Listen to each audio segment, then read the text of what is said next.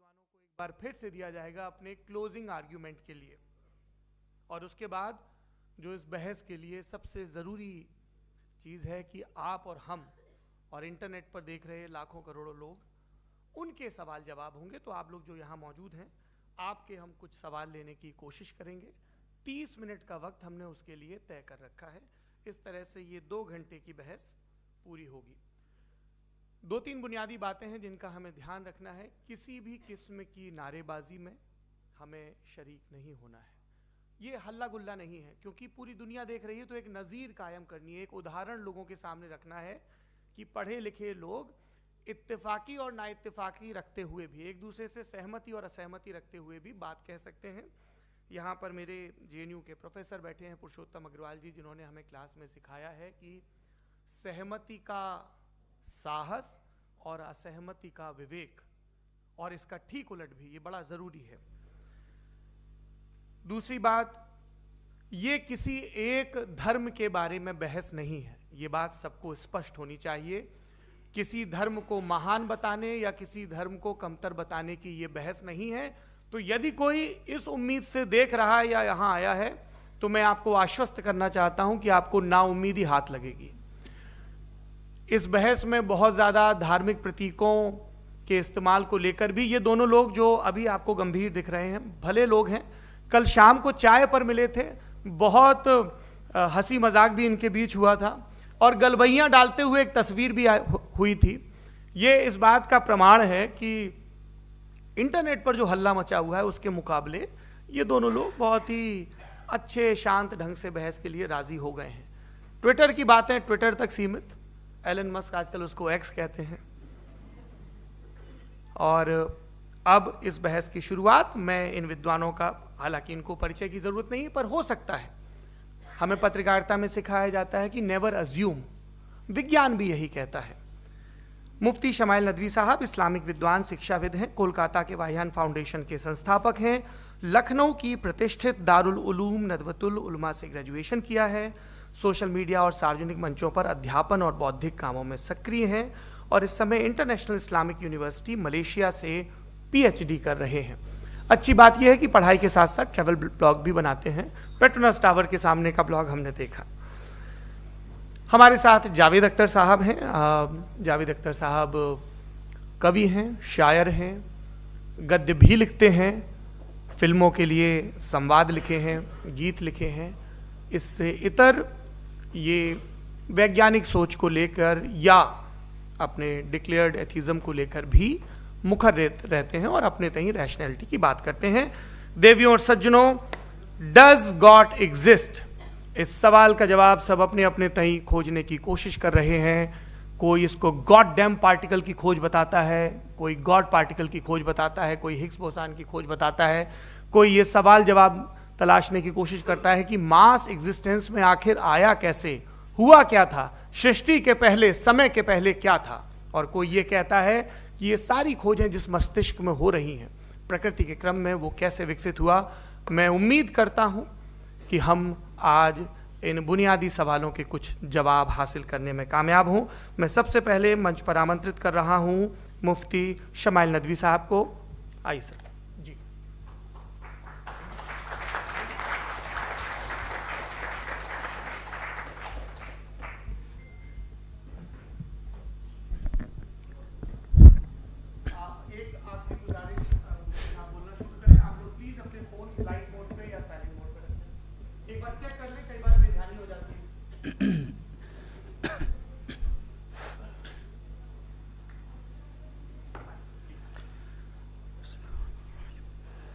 तमाम तारीफ़ें उस क्रिएटर के लिए जिसने इस यूनिवर्स को एक मकसद के तहत पैदा किया है। रिस्पेक्टेड जनाब जावेद अख्तर साहब, मिस्टर सौरभ द्विवेदी, और respected audience, thank you all for being here today. आज की डिबेट में चूंकि हम बात करने वाले हैं डज गॉड एग्जिस्ट के टॉपिक पर, तो ये एक ऐसा टॉपिक है जिसके मुताल्लिक कोई भी डिसीजन लेने के लिए अलग अलग स्टैंडर्ड्स हो सकते हैं। लिहाजा डिबेट के शुरू में ये ज़रूरी है कि हम ये जान लें कि आज के इस टॉपिक में कौन सा स्टैंडर्ड सही होगा और कौन सा गलत होगा। सबसे पहला स्टैंडर्ड जिसे मैं समझता हूं कि हमारे रिस्पेक्टेड जनाब जावेद अख्तर साहब बड़ी तेजी के साथ उसकी तरफ लपकेंगे, वो है साइंस।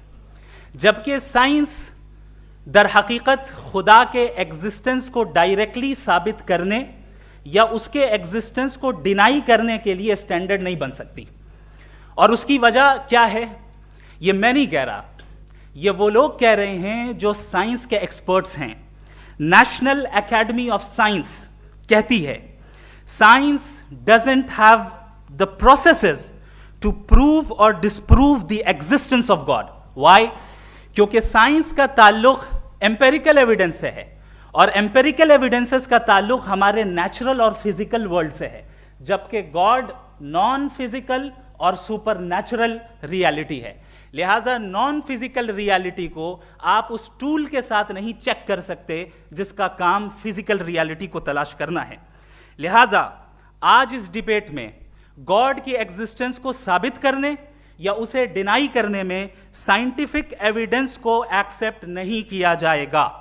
दूसरा स्टैंडर्ड हो सकता है रेविलेशन, कि रेविलेशन के जरिए हम यह साबित करें कि गॉड एग्जिस्ट करता है या नहीं। लेकिन यह स्टैंडर्ड भी आज इररेलेवेंट है। क्यों?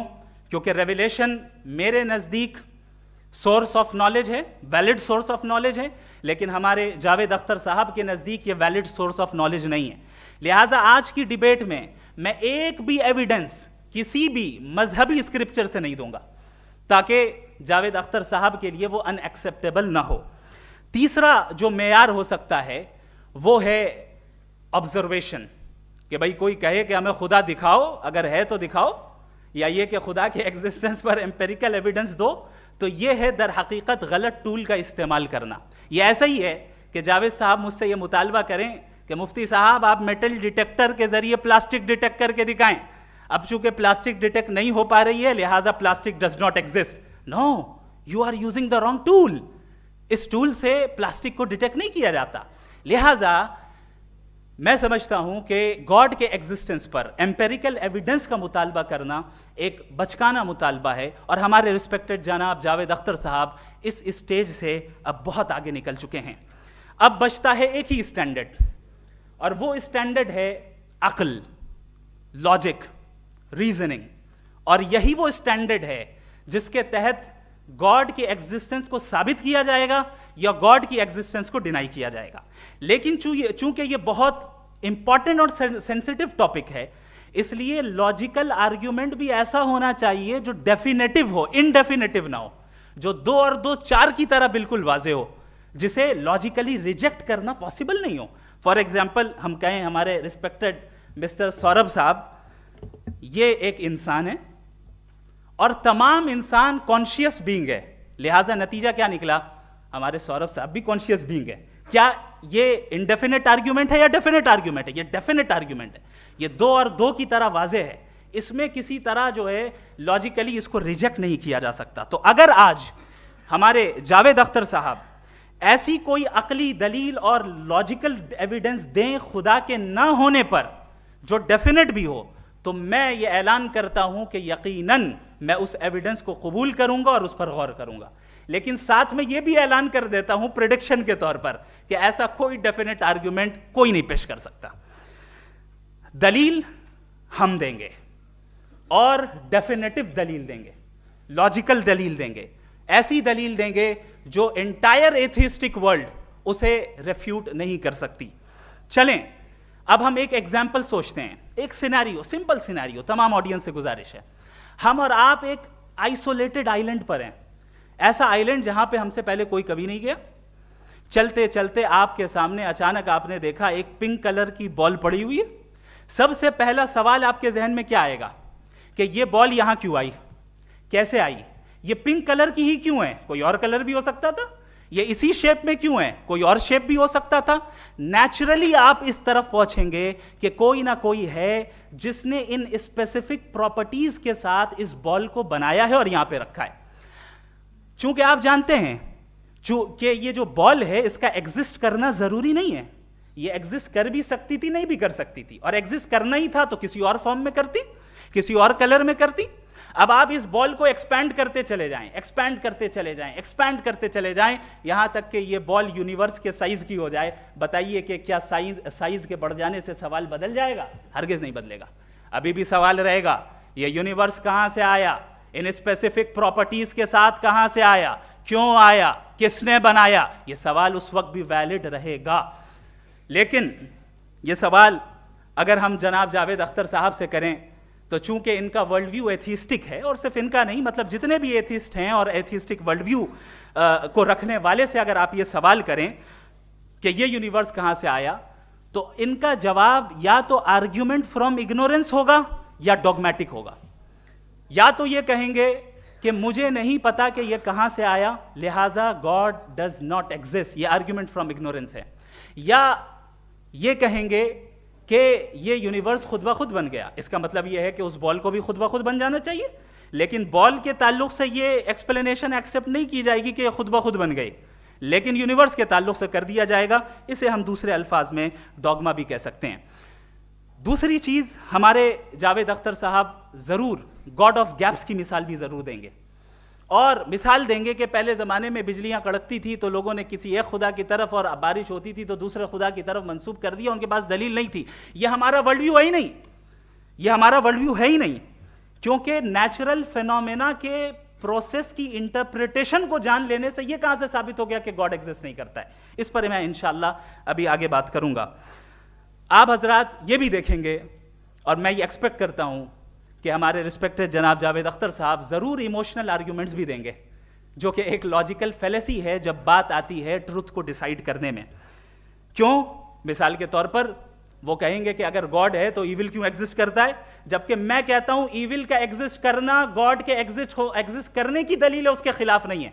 चूंकि अगर गॉड है तो हम सब उसके सामने अकाउंटेबल हैं, और अगर हम अकाउंटेबल हैं तो अकाउंटेबिलिटी के लिए ईविल का मौजूद होना जरूरी है, उसके बगैर हम अकाउंटेबल नहीं हो सकते। और अगर हम अकाउंटेबल नहीं हैं तो हम जनाब जावेद अख्तर साहब से पूछेंगे कि आप बताएं कि फिर सफरिंग इस दुनिया में क्यों है?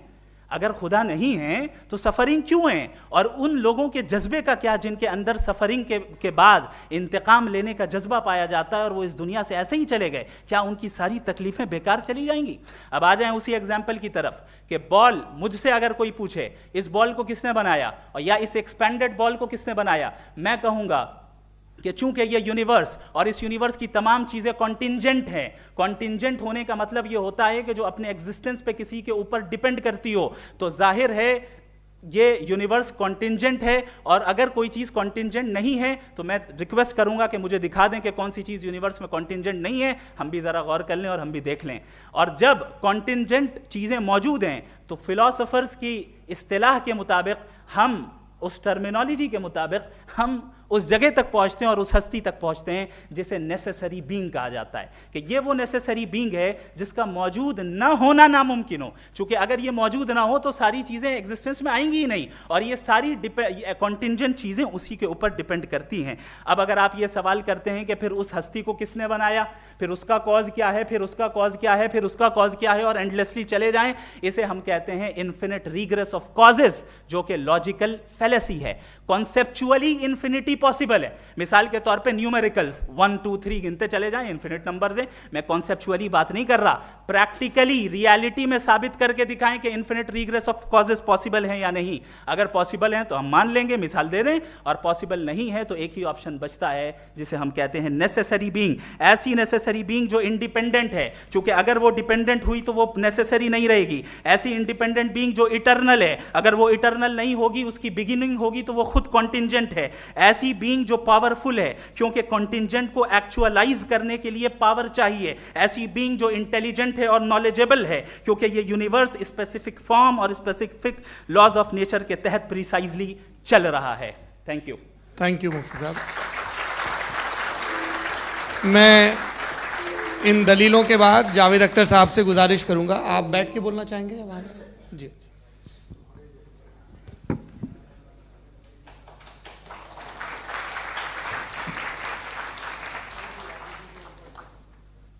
पहले तो मैं मुफ्ती साहब को एक अच्छी खबर देना चाहूँगा कि मेरी नॉलेज साइंस के बारे में बड़ी मामूली है, तो आप फिक्र ना करें उसकी, लेकिन कुछ कॉमन सेंस है मुझ में।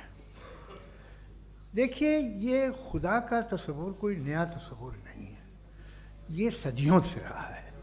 ये कुछ रिलीजन 3000 साल पुराने होंगे, 4000 साल पुराने होंगे, लेकिन इंसान कोई 10,000 12,000 साल से एग्जिस्ट करता है होमोसेपियन की शक्ल में, और हमेशा कुछ ना कुछ मज़हब रहे। ये मज़हब जाहिलों के नहीं थे, ये मज़हब एक ऐसी ग्रीक सोसाइटी के थे जहाँ बड़े बड़े फिलोसफर्स पैदा हुए। ये मज़हब इजिप्शियंस के थे जिन्होंने पिरामिड्स बनाए थे। ये रोमन्स के थे कि जिनका आर्किटेक्चर और सेनेट यानी पहली बुनियाद डेमोक्रेसी की लिमिटेड थी, मगर डेमोक्रेसी थी, ये उन लोगों ने किए थे। तो इनका जो जुपिटर था, रा था, ज़्यूस था, उन्हें उस पर इतना ही एतमाद था जितना आज किसी मजहबी आदमी को अपने खुदा पे होगा। क्रिश्चियनिटी आने से पहले यूरोप में एक मज़हब था जर्मेनिक रिलीजन। उसका एक खुदा था, उसकी एक बीवी थी, उसके 2 बेटे थे, एक बेटी थी। फिर जर्मनी में जब यूरोप में क्रिश्चियनिटी आई तो वो खुदा, उसकी बीवी और पूरे ख़ानदान चला गया। तो हमने, अगर हम हिस्ट्री देखें तो खुदा जो हैं वो ज़्यादातर फ़नी है, वो हमेशा रहे नहीं। और वो जो लोग इन्हें मानते थे उनको आप कहें वो तो जाहिल थे, उन्हें तो कुछ पता ही नहीं था, ऐसा नहीं है। वो अपने वक्त में बड़े काबिल लोग थे और अपने वक्त में उन्होंने बड़े बड़े काम किए हैं, फिलोसफर्स थे, साइंटिस्ट थे, लेकिन उनका मज़हब कहाँ गया, उनके खुदा कहाँ गए? आज जो खुदा हैं दुनिया में लोग उन्हें मानते हैं। आपको क्या मालूम कि कितने बरसों के बाद क्या होने वाला है? हम यूरोप में देखते हैं तो चर्च खाली हैं। तो वक्त के साथ चीज़ें बदलती हैं। जहाँ तक इसका ताल्लुक़ है मज़हबों का, हर मज़हब आपसे एक चीज़ मांगता है, फेथ। ये फेथ क्या चीज़ होती है? What is the difference between faith and belief? ये तो बहुत ही अहमकाना बात होगी कि कोई आदमी कहे साहब अगर खुदा है तो मुझे दिखाइए। ये तो जाहिलाना बात हुई। मैंने तो नॉर्थ पोल नहीं देखा है, मगर मैं मानता हूँ कि नॉर्थ पोल है। मैं क्यों मानता हूँ? इसलिए कि अगर ये दुनिया राउंड है तो उसका कोई टॉप होगा।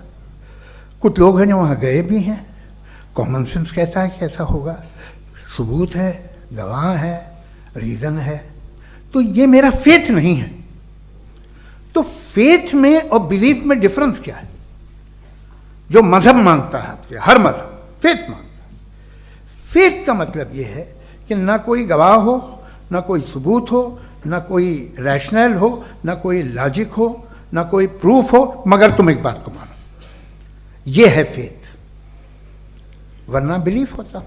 अगर इसमें कुछ भी सबूत होते, गवाह होते, तो फिर इसे आप बिलीफ कहते हैं। जैसे मेरा बिलीफ है कि नॉर्थ पोल है, मेरा फेथ थोड़ी है। फेथ इन तमाम शर्तों को रद्द करता है। तो फिर स्टुपिडिटी क्या है? अगर मैं एक बात ऐसी मानूं जिसकी ना कोई लॉजिक है, ना कोई रैशनल है, ना कोई प्रूफ है, ना कोई गवाह है,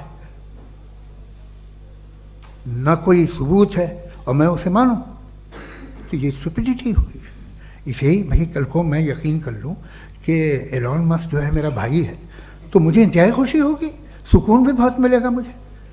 लेकिन और कहे भाई क्यों मानते हो, क्या सबूत है? भाई वो तो अमेरिकन है और तुम तो इंडियन हो, वो तो नस्ल अलग है, तुम्हें कभी मिले भी नहीं। साहब देखिए, मेरा फेथ है, इस पर बात न किया। फेथ का मतलब ही यह है कि आप प्रूव नहीं कर सकते। अगर आप प्रूव कर सकते हो तो फेथ की ज़रूरत ही नहीं, फिर तो आप बात करेंगे, आप कितनी बहस कर लीजिए। अल्टीमेटली दुनिया का हर मज़हब फेथ पे टिका है, और फेथ का मतलब है एक ऐसा यकीन जिसका कोई सबूत, कोई गवाह, कोई रैशनल नहीं। अब आप ये कहें, क्या आप ये क्यों कह रहे हैं कि साहब ये कायनात किसने बनाई? कमाल ये है कि आपने बताया कि एक आइलैंड पे गए और एक बॉल देखी। आपने ये नहीं कहा कि आइलैंड किसने बनाया, आपको सिर्फ बॉल पे हैरत हुई। हमने आइलैंड पे हमने हैरत नहीं की, होते हैं आइलैंड। इसी तरह ये आइलैंड है, सितारे, ये गैलेक्सीज, ये सब आइलैंड हैं खला में। हम उन्हें टेकन फॉर ग्रांटेड लेते हैं, हम पूछते नहीं कैसे बनाए। आपने जजीरे के बारे में भी नहीं पूछा है। मेरी पैदाइश कैसे हुई? क्या मैं प्लान्ड पैदा हुआ था? I was plan to be born, या एक लकी स्पर्म था जो किसी एग से चिपक गया? मेरी पैदाइश रैंडम। और इंसाफ जिसे आप कहते हैं, इंसाफ का तो नेचर से कोई वास्ता ही नहीं है। जो आप कहते हैं कि एक दिन इंसाफ मिलेगा, इंसाफ is a human concept, nature में कोई इंसाफ नहीं। अगर शेर हिरन को खा जाता है तो उसे कोई सजा नहीं मिलती। अगर एक आंधी आती है और हरे भरे पेड़ों को उखाड़ के फेंक देती है तो आंधियों की जेल नहीं होती है। नेचर में इंसाफ नहीं, इसलिए मुझे नेचर को इंसाफ की जरूरत भी नहीं। नेचर तमाम एक है। अब हम कहें कि साहब ये देखिए जो मैंने खाना खाया था ये मेरी आंख तो नहीं यूं कर दिया उसे तो इसे सजा मिलनी नहीं, वो सिस्टम है, ऐसे ही चल रहा है। नेचर बगैर इंसाफ के है। इंसाफ इज अ ह्यूमन कॉन्सेप्ट।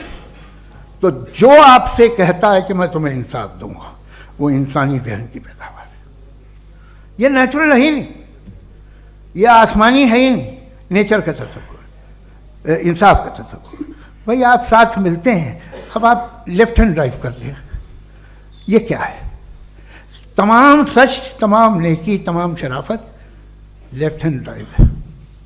वरना क्या होगा, या तो आप क्रॉस कर देंगे, आपका एक्सीडेंट हो जाएगा, या आप किसी को मार देंगे, या ट्रैफिक जैम हो जाएगा। झूठ, बेईमानी, रिश्वतखोरी, ये तमाम जो है driving on the wrong side है। इसके ऊपर कुछ नहीं। ये तो हमने बनाया, जैसे हमने लेफ्ट हैंड ड्राइव बनाई है। ये कॉन्सेप्ट ऑफ इंसाफ जो है ये हमारा है, इसका नेचर से कोई वास्ता नहीं। शेर खा जाता है हिरन को, उसे जेल होती है क्या?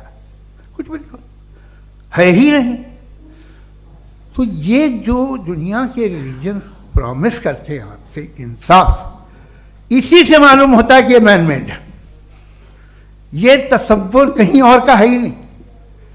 जो नेचर है, कुछ लोग कहते हैं नेचर ही खुदा है, तो नेचर में तो इंसाफ नहीं कहीं।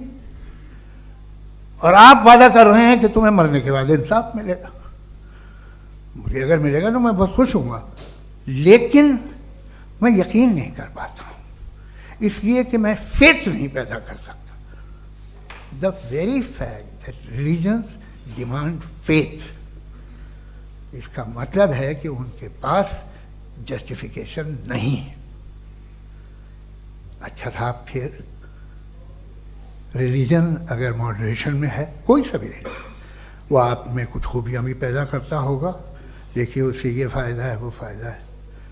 अल्कोहल जो है वो ज़्यादातर दवाओं में यूज़ होती है, और एक सर्वे किया गया था अमेरिका में कि लॉन्जिटिविटी किन लोगों की है। तो एक तरफ वो लोग थे जो शराब पीते ही नहीं थे, और एक तरफ वो थे जो एक बोतल शराब रोज़ पीते थे। सबसे ज़्यादा लंबी उम्र उनकी है जो 2 पैक नाप के शराब पीते और खाना खाते हैं। मगर हम शराब को बुरा समझते हैं, मैं भी बुरा समझता हूँ। क्यों? ऐसा होता नहीं। कुछ चीज़ों में आदत होती है कि वो बढ़ती है। आज तक में एक आदमी दूध पीता है, आप 10 साल बाद भी मिलेंगे तो एक ही गिलास पीता होगा। ऐसा नहीं होता, सुबह से दूध पीता रहता है। मिल्कोहलिक मैंने नहीं देखे, अल्कोहलिक होते हैं। ये टेंडेंसी है मजहब की कि वो बढ़ता है, जैसे कैंसर बढ़ता है, जैसे शराब बढ़ती है। कुछ लोग होंगे जो उसे सही तरह से यूज़ करते हैं। मुझे यकीन है कि हमारे मुफ्ती साहब भी उनमें से एक हैं, इनसे बहुत खुशी हुई मुझे इनसे मिलकर। लेकिन कितने लोग हैं कि आज आप देखते हैं दुनिया में जो तबाहियाँ हैं, इनमें कितना हाथ है उन लोगों का जो बिलीवर कहते था मजहब ये नहीं कहता, ना कहता होगा, मगर जब ये मजहब पीते हैं तो ऐसे बिहेव करते हैं। थोड़ा सा अगर हो तो शायद बहुत अच्छी बात, लेकिन शराब थोड़ी सी नहीं रहती, उसमें टेंडेंसी है पहले। थोड़ा सा अगर 2-3 कैंसर के सेल हो ना बॉडी में तो आदमी स्लिम रहेगा, लेकिन वो 2-3 सेल नहीं रहते, वो मल्टीप्लाई होते हैं। जावेद साहब, टाइम पूरा हो गया। टाइम हो गया, तो बस बात खत्म हो गई। अच्छा, मुझे कुछ और कहने को था भी नहीं। जी, मैं पहले जवाबी दौर के लिए इनवाइट कर रहा हूँ मुफ्ती साहब को। Your rebuttal round 1, you have 7 minutes।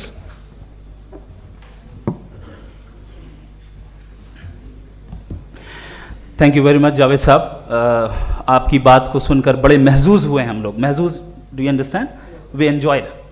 Okay, अब थोड़ा सा लॉजिकली उसको हम लोग देखते हैं। दरअसल हम लोगों ने कल गुजारिश की थी मुफ्ती साहब से भी, जावेद साहब से भी, कि हिंदुस्तानी ज़बान आम फहम सबको समझ में आ जाए और जहाँ कहीं आप मुश्किल शब्द इस्तेमाल करें वहाँ बताते भी चलें। Thank you. तो सबसे पहले हमारे रिस्पेक्टेड जावेद साहब ने हवाला दिया कि खुदा फ़ानी है। कितने मजहब आगे चले गए, किसी ने जुपिटर को खुदा माना, किसी ने किसी को माना। मैं कहता हूँ जिसने कॉन्टिंजेंट चीज़ को खुदा माना, गलत माना, वो खुदा ही नहीं, वो खुदा ही नहीं है। हम तो नेसेसरी बीइंग को साबित करने बैठे हैं, वो नेसेसरी कॉज जो इटरनल है, जो अबदी भी है और अजली भी है। हम किसी और को साबित करने नहीं बैठे। दूसरी चीज उन्होंने कहा कि फेथ एंड बिलीफ, ये एक ऐसी डेफिनेशन है फेथ की जो इन्होंने पहली मर्तबा पेश की है, या माफ कीजिएगा इन्होंने पहली मर्तबा पेश नहीं की है, रिचर्ड डॉकिंस ने पहली मर्तबा पेश की है। मुझे मालूम है ये सोर्स कहां से है।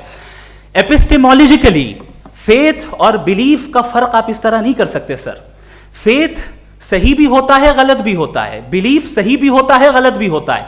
जो लॉजिक, रीजन और एविडेंस से बैक्ड होगा वो फेथ सही होगा। और आप जिस फेथ की बात कर रहे हैं कि इलॉजिकल है और उसके पीछे नहीं है, तो we are on the same page.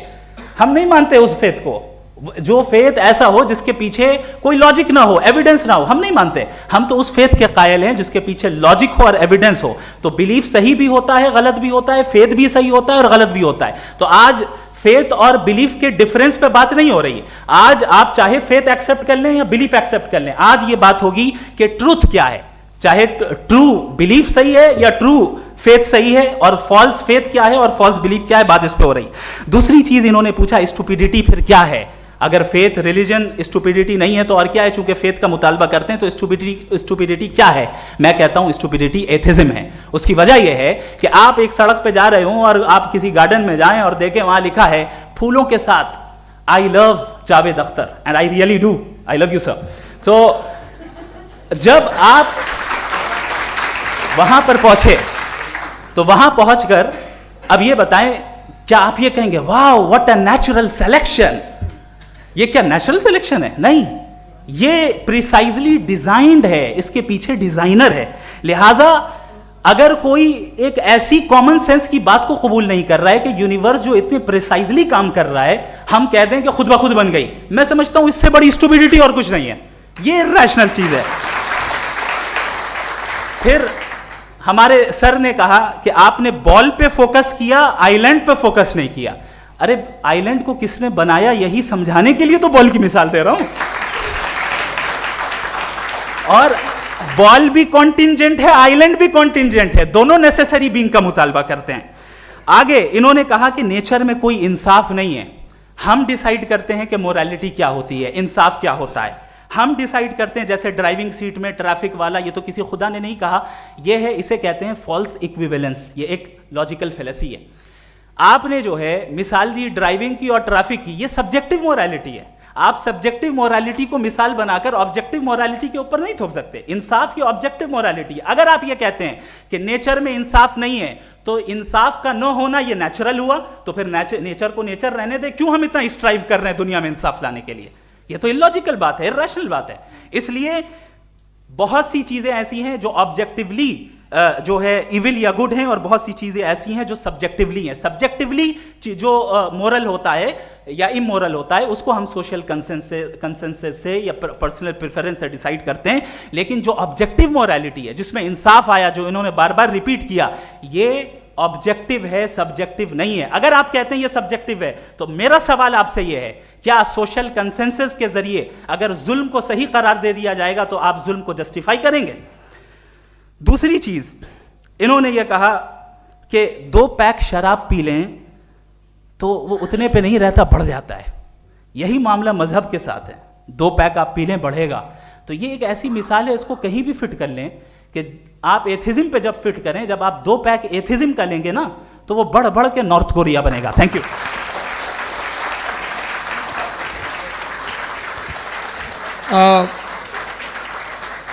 First round के रिबटल के लिए मैं जावेद साहब को इनवाइट कर रहा हूं। आपके पास 7 मिनट का वक्त है, रीसेट कर दीजिएगा प्लीज। मुझे इस बात की खुशी है कि मुफ्ती साहब ने भी मान लिया कि नेचर में कोई इंसाफ नहीं है। तो कोई भी चीज़ जो इंसान ने नहीं बनाई है उसमें इंसाफ नहीं होता है। एक बात मैं आपसे अर्ज़ करूँ, ज़रा पता लगा लीजिएगा, ये जो आप बाग में जाते हैं बेहद खूबसूरत फूल देखते हैं ना, इनमें से कोई नेचुरल नहीं है। ये सारे फूल क्रॉस करके बनाए गए हैं। जो जंगल में फूल होते हैं नहायत मामूली होते हैं, ये फूल इंसानों ने बनाए हैं। जो आप बाग में देख के वाह वाह कहते हैं, ये इंसानों के बनाए हुए हैं। डिफरेंट फूलों को क्रॉस करके, डेवलप करके, फिर क्रॉस करके इस तरह से बनाए गए। नेचुरल फ्लावर नहीं, किसी जंगल वीरान में जाके आप गुलाब के फूल नहीं देखेंगे। ये सब बनाए हुए इंसान ने, बहुत से काम इंसान ने किए हैं। बाकी है कि आपने मेरी एक बात का जवाब नहीं दिया, जिससे मुझे शिकायत है कि फेथ क्या है और आप फेथ मांगते क्यों हैं मुझसे। आप तो लॉजिकल हैं, आपके पास तो सारे रैशनल्स हैं, आपके पास सारे सबूत हैं, तो आपको फेथ की डिमांड क्यों करते हैं कि भाई तुम सरेंडर कर दो और सवाल मत करो।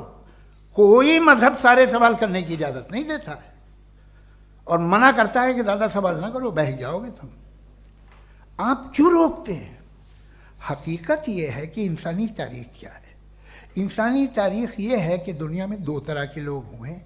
एक वो जिन्होंने अपनी लाइल्मी की परस्तिश की है, दूसरे वो जिन्होंने अपनी इग्नोरेंस या लाइल्मी से झगड़ा किया है और मालूम किया है कि क्या है। ये जो आप कह रहे हैं, आज आप हैरान हैं कि भाई ये यूनिवर्स कैसे बनी। लोग हैरान थे कि सूरज डूबता है तो इधर से कैसे निकलता है। और आप एक कदम जाके हमेशा का मानने को तैयार है, एक कदम पीछे ही मान जाइए। भाई आप इसके बाद जाते हो, कहते सवाल ना करना कि ये कहाँ से आया, ये पावर तो हमेशा से हमेशा रहेगी। तो आप यूनिवर्स के बारे में मानने में क्या तकलीफ है? एक कदम पहले रुक जाइए। ये हमेशा से थी या नहीं थी, हमें मालूम नहीं है। और ये कहना कि हमें मालूम नहीं है, कमाल ये है कि दुनिया के सारे मजहब सब जानते हैं ये दुनिया कैसे बनी थी, कैसे मिटेगी, मरने के बाद क्या होगा, इनको सब इल्म है। इनको किसी को डायनासोर होते थे पहले ये नहीं पता था, किसी को नहीं पता। किसी भी दुनिया की मजहबी किताब में डायनासोर का जिक्र नहीं है। लेकिन बाकी सब बातें, how to make universe in 4 easy lessons and बाकी सब पता है। जिसको सब पता है वो गड़बड़ है। हम में ये इंकिसार, ये ह्यूमिलिटी होनी चाहिए कि हम ये कहें कि हमें ये बहुत सारी बातें नहीं मालूम, लेकिन हम उनकी परस्तिश न करना, अपनी लाइल्मी को की परस्तिश न करें, हम उसे पता लगाने की कोशिश करें। जिस दुनिया में आप बैठे हैं सर, ये हॉल जो है, ये इलेक्ट्रिसिटी जो है, ये माइक जो है, जिस हवाई जहाज से आप आए थे, वो जिस कार से आप यहाँ आए हैं, ये सब उन लोगों की बनाई हुई है जिन्होंने सवाल किए थे। ये दुनिया जिसमें आप आज आराम से हैं, ये उन लोगों की बनाई है कि जिन्होंने सवाल किए थे। और हर स्टेज पे इन सवालों को मकरूह कहा गया था, गलत कहा गया था। आप ज़रा तारीख पढ़िए, एक बड़ी दिलचस्प किताब है बर्ट्रैंड रसेल की, जिसमें उसने रिलीजन एंड साइंस कि कब से रिलीजन जो है साइंस के अगेंस्ट है। और हद तो ये है कि भाप के इंजन के खिलाफ थे, स्टीम इंजन के भी खिलाफ थे, और फतवे हुए उन पर, वेटिकन ने दिए। तो ये हमेशा, अभी जैसे ही ये राइट विंगर आते हैं अमेरिका में पावर में, तो वो जो अपना ये क्या बोलते हैं उसे, सीड क्या बोलते हैं, सीड क्या जो, हाँ नहीं सीड जो होते हैं जिन पे जी नहीं भाई, वो जो ह्यूमन बॉडी के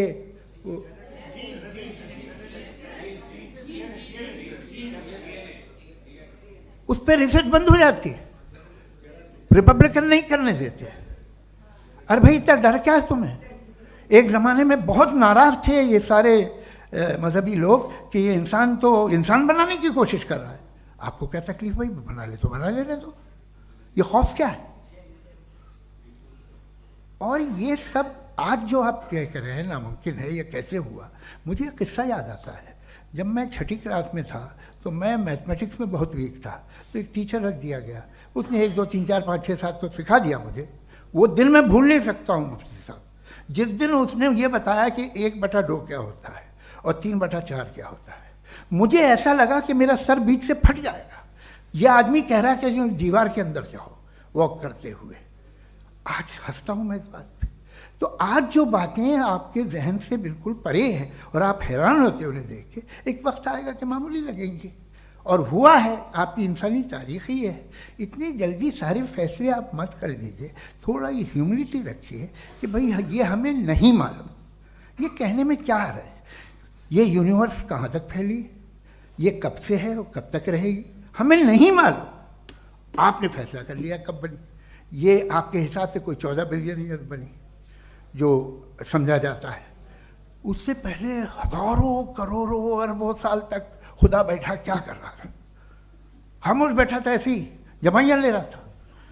फिर उसे आइडिया आया, यार एक काम करते, वक्त अच्छा गुजर जाएगा, यूनिवर्स पर आपसे सोचिए।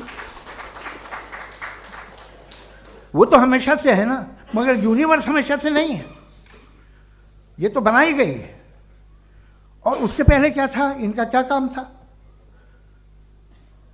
कैसी बात है। ये बड़ा आसान है, जो बात हमें आज धीरे धीरे पता चली है। बरसों 2000 और 2500 साल पहले आपको किसी ने बता दिया कि क्या था, आप मान गए, और तब से वही मान रहे हैं जो 2500 साल पहले कहा गया था। सब कुछ बदल गया है, सॉल्व हो रही हैं चीज़ें। अभी साइंस बिल्कुल दावा नहीं करती, या कोई फिलोसफर ये दावा नहीं करता कि हमें सब मालूम, बल्कि वो कहता है कि हमें जितना मालूम होता है उससे ये मालूम होता है कि हमें कितना कम मालूम। तो हम अपनी जहालत से लड़ें, उसकी परस्तिश न करें। जी, टाइम है। Thank you so much. मैं तर्कों की श्रृंखला में राउंड 2 के लिए मुफ्ती साहब को आमंत्रित कर रहा हूँ। आपके पास एक बार फिर से 7 मिनट का वक्त है। शुक्रिया। जनाब जावेद अख्तर साहब कई मर्तबा दोहरा रहे हैं कि फेथ का मतलब बताइए, फेथ का मतलब बताइए। मैंने बता दिया, फेथ सही भी होता है, गलत भी होता है। और आज हम फेथ पे बात नहीं कर रहे, हम ट्रुथ और डज गॉड एग्जिस्ट पे बात कर रहे हैं। क्या डज गॉड एग्जिस्ट, ये ट्रुथ यानी गॉड है या नहीं है, इसमें से दोनों ट्रुथ क्या है। अब आप उसे फेथ कह लें, बिलीफ कह लें, नॉट माई बिजनेस। उसके बाद आपने कहा कि भाई सवाल करने से मजहब रोकता है। मैं कहता हूं जो रोकता है वो रोकता होगा, मैं नहीं रोकता, बल्कि सवाल करें, सवाल करना चाहिए। सवाल कर करके तो हम आगे बढ़ते हैं, तरक्की करते हैं, और इसीलिए मैं आज यहां पे आया हूं। लेकिन सवाल सिर्फ खुदा से नहीं होगा, आपसे भी होगा। सवाल एथिज्म से भी होगा, सवाल सिर्फ मजहब से नहीं होगा, सबसे होगा। और आज मैं सवाल करूंगा और उम्मीद है कि आप जवाब देंगे। अभी तक आपने वैसे कॉन्टिंजेंसी आर्गुमेंट का कोई जवाब नहीं दिया है। चलें, आपने कहा यूनिवर्स के बारे में इटर्नल क्यों नहीं बोल देते। ये चूंकि लॉजिकली पॉसिबल ही नहीं है कि यूनिवर्स इटर्नल हो। यूनिवर्स एक कॉन्टिंजेंट चीज है जो टाइम एंड स्पेस के पाबंद है, टाइम एंड स्पेस से बाउंड है। जो टाइम एंड स्पेस से बाउंड होगा वो कॉन्टिंजेंट होगा, जो कॉन्टिंजेंट होगा वो उसकी बिगिनिंग हुई होगी, जिसकी बिगिनिंग हुई होगी वो इटर्नल नहीं हो सकता। ये तो कॉमन सी बात है। आपने कहा कि किसी मजहबी किताब में डायनासोर का जिक्र नहीं है। अफसोस कि आज तक किसी मैथमेटिक्स के किताब में मुझे डायनासोर का जिक्र नहीं मिला। तो इसका मतलब मैथमेटिक्स की किताब बेकार है? नहीं, उसका वो टॉपिक नहीं है। रेवलेशन का और मजहबी किताबों का टॉपिक ये नहीं है कि आपको आके बताए साइकिल कैसे बनाते हैं, या आकर ये बताएं कि जो है डायनासोर कब था। वो तो मोरालिटी सिखाने आया है, गॉड के बारे में बताने आया, नॉन फिजिकल रियलिटी की हकीकत को सिखाने के लिए आया। रिलीजियन साइंस को रोकता है? नहीं रोकता। अगर रोकता है तो गलत करता है। रिलीजियन साइंटिज्म को रोकता है, जिसमें हमारे जावेद साहब मुब्तला हैं। साइंस और साइंटिज्म में फर्क है। साइंटिज्म यह है कि आप समझें कि साइंस और साइंटिफिक मेथोडोलॉजी ये नॉलेज को हासिल करने का वाहिद सोर्स ऑफ नॉलेज है। यह है साइंटिज्म। हम इसे रिजेक्ट करते हैं। हम साइंस को तो तरक्की करते हैं, भाई आप हमारी पूरी तारीख कर लें, पढ़ लें तो आपको पता चल जाएगा। बहरहाल ये अलग टॉपिक है। उसके बाद इन्होंने एक लफ्ज़ कहा, वेटिकन ने फतवा दिया। वेटिकन का फतवे से कोई ताल्लुक नहीं है, दोनों कॉन्ट्राडिक्टरी अल्फाज हैं। उसके बाद उन्होंने कहा कि भाई हमें नहीं मालूम। अगर नहीं मालूम तो क्लियरली कह देना कि नहीं मालूम है, इसमें क्या हरज है। तो वही तो मैं कह रहा हूं ना कि आप कह दें कि नहीं मालूम, लेकिन क्लेम क्यों कर रहे हैं कि गॉड एग्जिस्ट नहीं कर रहा है? आप कह दें नहीं मालूम है, हो सकता है हो सकता ना हो, लेकिन आप क्लेम कर रहे हैं। The moment you say God does not exist, this is a claim, and now the burden of proof is upon you too, जैसे हमारे ऊपर है। और क्यों है मैं बताता हूं, क्यों है ये भी मैं बताता हूं। फिलोसॉफिकली जो क्लेम होता है ना, सिर्फ ये नहीं होता कि इंसान कहे पॉजिटिव क्लेम करे और नेगेटिव क्लेम करे तो बर्डन ऑफ प्रूफ नहीं है। आप मिसाल के तौर पे मैं कहूं कि फुला उस कमरे में कोई नहीं है, मैंने एक नॉलेज का क्लेम किया है, उस कमरे में कोई नहीं है, मैंने एक नॉलेज का क्लेम किया। या तो मैं कहूं मुझे नहीं पता, हो भी सकता है नहीं भी हो सकता है, this is not a claim. लेकिन जब मैं कह रहा हूं कि वहां कोई नहीं है या मैं कह रहा हूं वहां कोई है, दोनों क्लेम है और दोनों के ऊपर बर्डन ऑफ प्रूफ है। हमारे ऊपर भी बर्डन ऑफ प्रूफ है, मैंने कंटिजेंसी आर्ग्यूमेंट दिया, इसे तोड़कर दिखाइए। आखिरी चीज, इन्होंने कहा कि खुदा दुनिया बनाने से पहले 150 साल पहले या करोड़ों साल पहले क्या कर रहा था। अरे हजरत, चलें बहरहाल मैं जवाब दे देता हूं, आप हमारे रिस्पेक्टेड पर्सनालिटी हैं, अगर आप नहीं होते तो मैं ऐसे एंटरटेन ही नहीं करता। टाइम, ये 100 साल पहले या 100 साल बाद, पहले बाद में अभी, ये वो अल्फाज हैं जिनका ताल्लुक टाइम से है। टाइम शुरू ही हुआ है यूनिवर्स की बिगिनिंग के बाद, तो उसके पहले खुदा क्या कर रहा था? सवाल इलॉजिकल है, ये फेलेसी है। यानी आप ये कह रहे हैं कि यूनिवर्स के बनने से पहले खुदा क्या कर रहा था? टाइम के बनने से पहले, पहले का ताल्लुक टाइम से, टाइम उस वक्त था ही नहीं, तो ये सवाल ही इनवैलिड है खुदा के ताल्लुक से। दूसरी चीज, आर्ग्यूमेंट ऑफ कंटिजेंसी जो मैंने आपके सामने पेश की है, आपने बार बार ये प्रूफ किया और ये कह रहे हैं कि गॉड ऑफ गैप्स।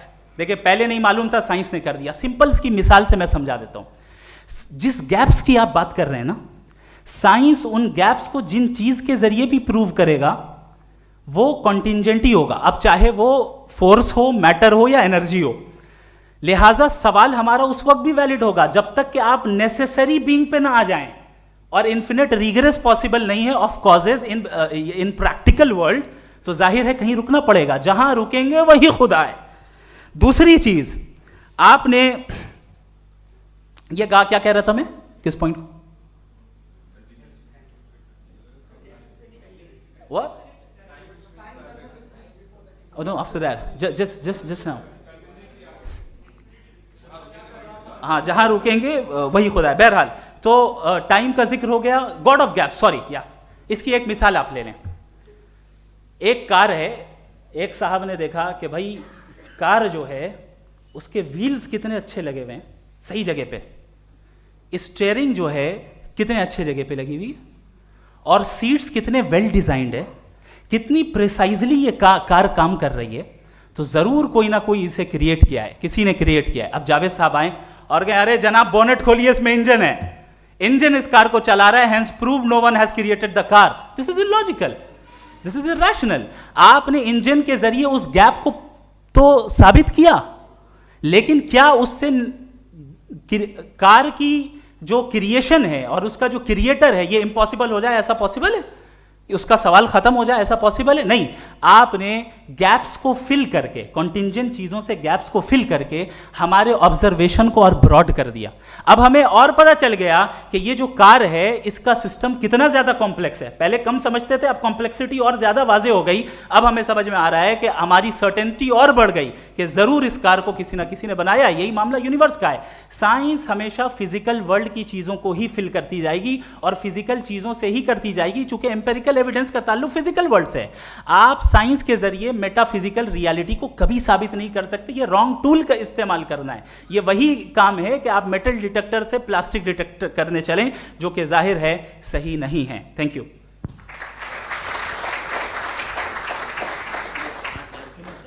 जी, ये आर्ग्यूमेंट का राउंड 2 है। हाँ। 7 मिनट है। पहले तो मैं आपसे अर्ज करूं कि आपने कहा कि जब कायनात ही नहीं थी तो वक्त भी नहीं था, कुछ भी नहीं था। कैसे नहीं था? खुदा था। एक एग्जिस्टेंस तो था ना खुदा का। तो जब खुदा था तो वक्त भी होगा। ऐसा नहीं है कि कुछ भी नहीं था, खुदा था। अच्छा, बाकी एक आपने कहा साहब आप साबित कीजिए, आपके पास भी लॉजिक है, मेरे पास भी लॉजिक है। आप मेरा जिम्मेदारी नहीं है साबित करना कि खुदा है। बर्टन रसल ने बड़ी अच्छी बात कही, बर्टन रसल ने बड़ी अच्छी बात कही। मैं आपसे अगर ये दावा करूं कि एक चाय की केतली मरीख के चारों तरफ घूम रही है, मार्स के चारों तरफ, तो ये आपका काम नहीं है कि आप साबित करें कि कोई चाय की केतली नहीं है। ये मेरा काम है, मैंने दावा किया है। ये दावा तो मजहबी लोग करते हैं कि खुदा है, मैं क्यों साबित करूं कि नहीं है? जब तक आप मुझे कन्विंस नहीं कर देंगे मैं नहीं मानूंगा। आपकी जिम्मेदारी है, मेरी जिम्मेदारी नहीं है। दोयम ये कि ये जो आप कह रहे हैं, जो गैप्स हैं, ये गैप जब जब किसी मजहब को चैलेंज करते हैं, जब ऐसा कोई बात आती है तो हंगामा हो जाता है कि जब वो चैलेंज करें किसी फेथ को। ये तमाम साइंस जो है इसे मुख्तलिफ जगहों पे मुख्तलिफ वक्तों में मज़हब ने रोकने की कोशिश की है। ये किताब है religion and science, Burton Russell की, पढ़िएगा, अच्छी लगेगी आपको। तारीख़ ही है साइंस, मज़हब की साइंस से उसका यही रिश्ता है। अच्छा, अब ये हम सोचें कि बहरहाल ये वजूद जो है मज़हब और ये बिलीव इन गॉड इंसान को बेहतर बना देता है, तो एक काम कीजिए, हिंदुस्तान वर्ल्ड का नक्शा लीजिए और मार्क कीजिए कि रिलीजन कहाँ कहाँ ज़्यादा है, कहाँ कहाँ, चाहे वो लैटिन अमेरिका हो या मिडल ईस्ट हो या फार ईस्ट हो या हिंदुस्तान के वो इलाके जहाँ मजहबियत ज़्यादा है। रख दीजिए नक्शा अलग। अब दूसरा नक्शा कि कहाँ कहाँ नाइंसाफ़ी, रिप्रेशन, औरतों के हुकूक की पामाली, जुल्म, डिक्टेटरशिप कहाँ है, नक्शा एक ही होगा। तो आप मुझे बताएं कि जो इसका तरकीब इस्तेमाल क्या है, खुदा का तरकीब इस्तेमाल तो बताइए। आप छोटी सी दवा सड़क पे बेचते हैं, उसकी भी तरकीब इस्तेमाल बताते हैं। इसके इस्तेमाल से तो फ़ायदा नहीं हुआ किसी को। जो सारे के सारे ख़राब मुल्क हैं, ख़राब समाज है, वो सारे जुल्म खुदा के नाम पे करते हैं। वो गलत करते हैं, सही करते हैं, मुझे क्या लेना देना उससे। इस्तेमाल से मालूम होता ना। एक विस्की की बोतल कभी शायद देखी हो आपने, लाल रंग की होती है, उस पर रोशनी और छपड़ा इंतहाई खूबसूरत लगती है, क्या बिगाड़ रही है किसी का? उसका इस्तेमाल गलत है, इसलिए आप उसे नापसंद करते हैं। इसका इस्तेमाल गलत है, इस तसव्वुर का इस्तेमाल ही गलत है और हमेशा से गलत हुआ है। आप देख लीजिए, इंसानी तारीख देख लीजिए, आज देख लीजिए, हिंदुस्तान देखिए, दुनिया देख लीजिए, क्या हो रहा है। इसे कैसे इस्तेमाल कर रहे हैं फेथ वाले लोग? क्या फेयर हैं, जस्ट हैं, जो अपने खुदाओं पे यकीन रखते हैं? वो किस तरह के लोग हैं? वो लोगों को इंसाफ देते हैं, वो बेहतर इंसान बने। तो इस दवा का फ़ायदा क्या है? चलो बहुत फ़ायदा हो रहा तो मैं इस्तेमाल कर लूँगा, मुझे तो इस दवा का कोई फ़ायदा दिखता ही नहीं। मुझे तो ऐसा लगता, मैं एक और बात बताऊँ, अगर कोई आदमी मजहबी है और अच्छा आदमी है तो मैं उसकी बहुत इज्जत करता हूँ, इसलिए कि मेरा ख्याल है मजहबी आदमी का अच्छा होना मुझसे अच्छा होने से ज़्यादा मुश्किल है। भाई हर चीज़ की एक लिमिट है। आप इतना भाग सकते हैं, इतना नहीं भाग सकते, इतना वज़न उठा सकते, इतना नहीं उठा सकते, इतना दूर देख सकते हैं, इतना दूर नहीं देख सकते। उसी तरह कॉमन सेंस कहता है कि आप में नेकी का भी एक कोटा होगा। अब आप अगर सुबह जाते हैं अपनी इबादत गाह और इबादत करते हैं तो बाहर निकलते हैं तो आप तो यही महसूस करते हैं कि आपने एक बहुत अच्छा काम किया, आपकी नेकी का एक बहुत बड़ा कोटा खर्च हो गया जिससे किसी का कोई फ़ायदा नहीं हो। मैं तो नहीं जाता हूँ तो मुझे तो किसी को खाना खिलाना पड़ेगा, किसी बेवा की मदद करनी पड़ेगी। मैं अपना कोटा कैसे कंज्यूम करूँ? आप अपना कोटा, सारे मजहबी लोग इंतहाई यूजलेस कामों में यूज़ करते हैं। उसके बाद भी अगर आप में बच्ची है थोड़ी सी शराफत तो भाई वाह, क्या बात है।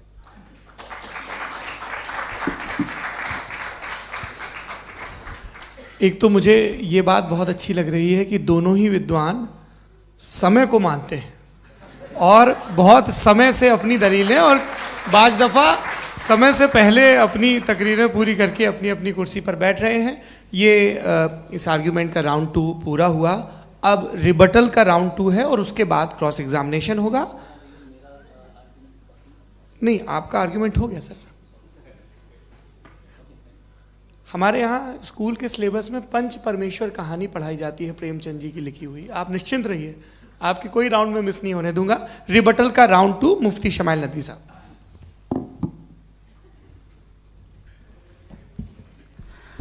असल में जो हकीकी प्रॉब्लम है, असल प्रॉब्लम है, वो ये है कि जावेद साहब के पास कॉन्सेप्ट ऑफ गॉड क्लियर नहीं है। इन्होंने कहा कि कायनात से पहले खुदा तो था, तब भी तो टाइम होगा। ये टाइम कायनात का हिस्सा है। हम खुदा, उस खुदा को मानते हैं, नेसेसरी बीइंग का टाइमलेस होना जरूरी है, चूंकि वो टाइम का क्रिएटर है। जब उसने टाइम को क्रिएट किया तो वो खुद टाइम पे कैसे होगा? उसने जब स्पेस को क्रिएट किया तो खुद स्पेस में कैसे होगा? अगर वो टाइम एंड स्पेस को पहले से ही उसका पाबंद है तो फिर किस चीज को उसने क्रिएट किया? लिहाजा ये सवाल गलत है कि खुदा था तो टाइम होगा। बिल्कुल नहीं, टाइम के पाबंद हम है, खुदा नहीं है। हम फिजिकल वर्ल्ड से ताल्लुक रखते हैं, वो मेटाफिजिकल रियलिटी है। दूसरी चीज इन्होंने मिसाल दी कि चाय की केतली हवा में घूम रही होगी, और पता नहीं शायद वो बर्टन रसल का उन्होंने हवाला दिया। बहरहाल यही प्रॉब्लम है। प्रॉब्लम यही है कि हम चीजों के दरमियान डिफरेंशिएट नहीं कर पाते। ये जो आपने मिसाल दी ये इमेजिनेशन है, और मैं जो साबित कर रहा हूं वो लॉजिकल नेसेसिटी है। आप इमेजिन करने आए तो कुछ भी करें, जुपिटर में पिंक एलिफेंट होगा, यूनिकॉर्न होगा, करें, उससे कायनात पे क्या फर्क पड़ता है? उससे आप लॉजिकल नेसेसिटी साबित नहीं कर सकते। मैं तो उस प्राइम कॉज की बात कर रहा हूं, उस नेसेसरी बीइंग की बात कर रहा हूं जिसके बगैर इस कायनात का एग्जिस्टेंस मुमकिन नहीं है। दूसरी चीज, मजहब को साइंस चैलेंज करती है वगैरह वगैरह, ये हमारा टॉपिक ही नहीं है।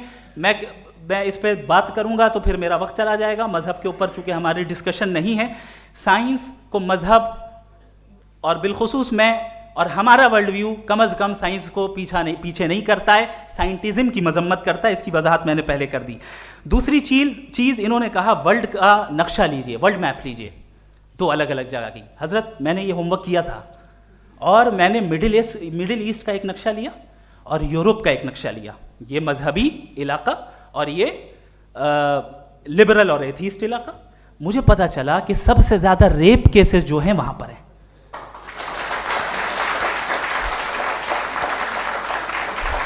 मुझे ये पता चला यूएन की रिपोर्ट के मुताबिक, मैं ये अपने घर से नहीं लेके आ रहा, कि जो वर्किंग वुमेन है यूरोपियन कंट्रीज में, उसमें 81% वुमेन सेक्सुअल हैरेसमेंट का वर्क में शुमार हो रही है। ये मिडिल ईस्ट में नहीं हो रहा है, वो मजहबी लोग हैं इसलिए नहीं हो रहा है। दूसरी चीज आपने ये कहा कि मजहबी आदमी का अच्छा होना हमारे अच्छे होने से बहुत मुश्किल है, बहुत मुश्किल है। तो इसका मतलब यह है कि गॉड के अलावा आपके पास अच्छे और बुरे का कोई स्टैंडर्ड है। मैं चाहूंगा कि कन्वर्सेशनल स्टाइल वाली डिस्कशन और सेगमेंट पे इसी पे बात कर लेते हैं। Thank you very much.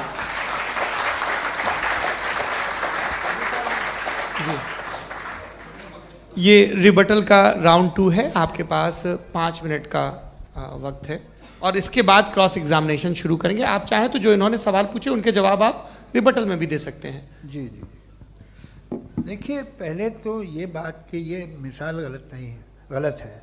इन्होंने पहले ही हमको डिसार्म कर दिया, कह लिया अकल से मामला सॉल्व नहीं हो सकता, लॉजिक से आप पहुंच नहीं सकते। ये एक मेटाफिजिकल चीज़ है। मेटाफिजिकल अजीब सा लफ्ज़ है, ठीक से किसी को माने नहीं मालूम इसके, तो ऐसा लगता है कुछ बड़ी चीज़ है।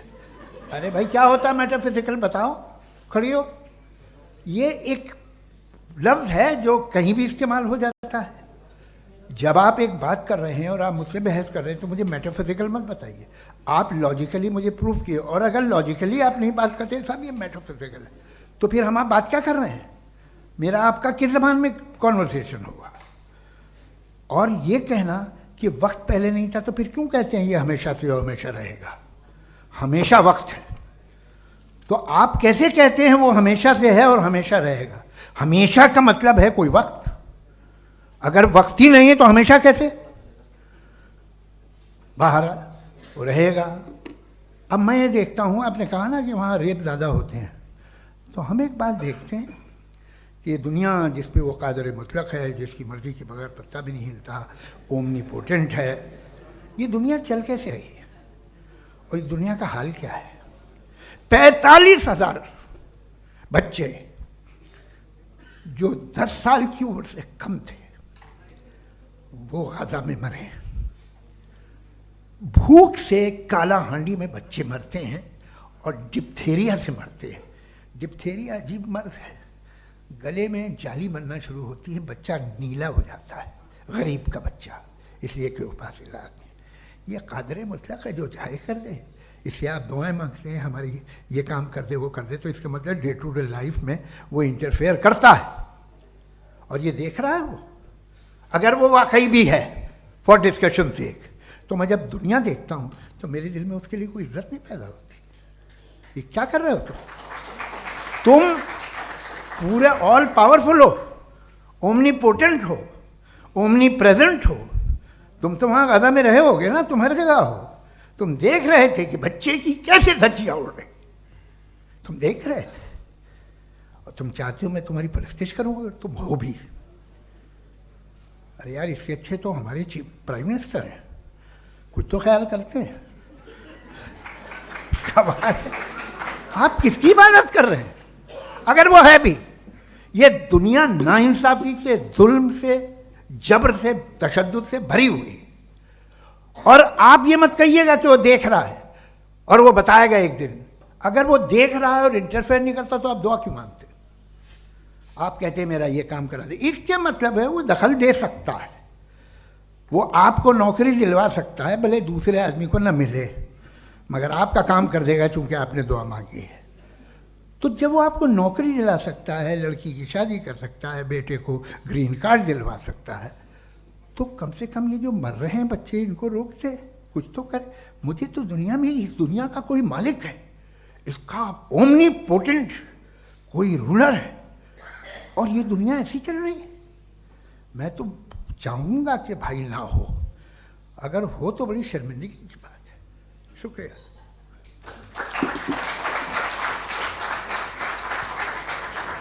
देवियों और सज्जनों, इस बहस के 2 राउंड और 2 रिबटल पूरे हो चुके हैं। अब सबसे ज़रूरी और सबसे मुश्किल राउंड शुरू हो रहा है, क्रॉस एग्जामिनेशन का। अब इन विद्वानों की सज्जनता की एक परख भी होगी, और वक्त हमने 16 मिनट का तय किया है। पहला सवाल आप पूछना चाहेंगे? जी बिल्कुल। पहले बोले भी आप माइक ले लीजिएगा हाथ में, ये नीचे से ऑन हो जाएगा। जी मैं बोलता हूँ, ये डायस हटा सकते हैं क्या हम थोड़ा क्विकली? डायस पीछे कर दीजिए बस थोड़ा सा, है ना, ताकि ये जो दाएं बाएं लोग बैठे हैं, इसे हटा ही दीजिए। अब हम वहाँ तो जाने वाले नहीं, आराम से आराम से दोनों तरफ से हटा दीजिए।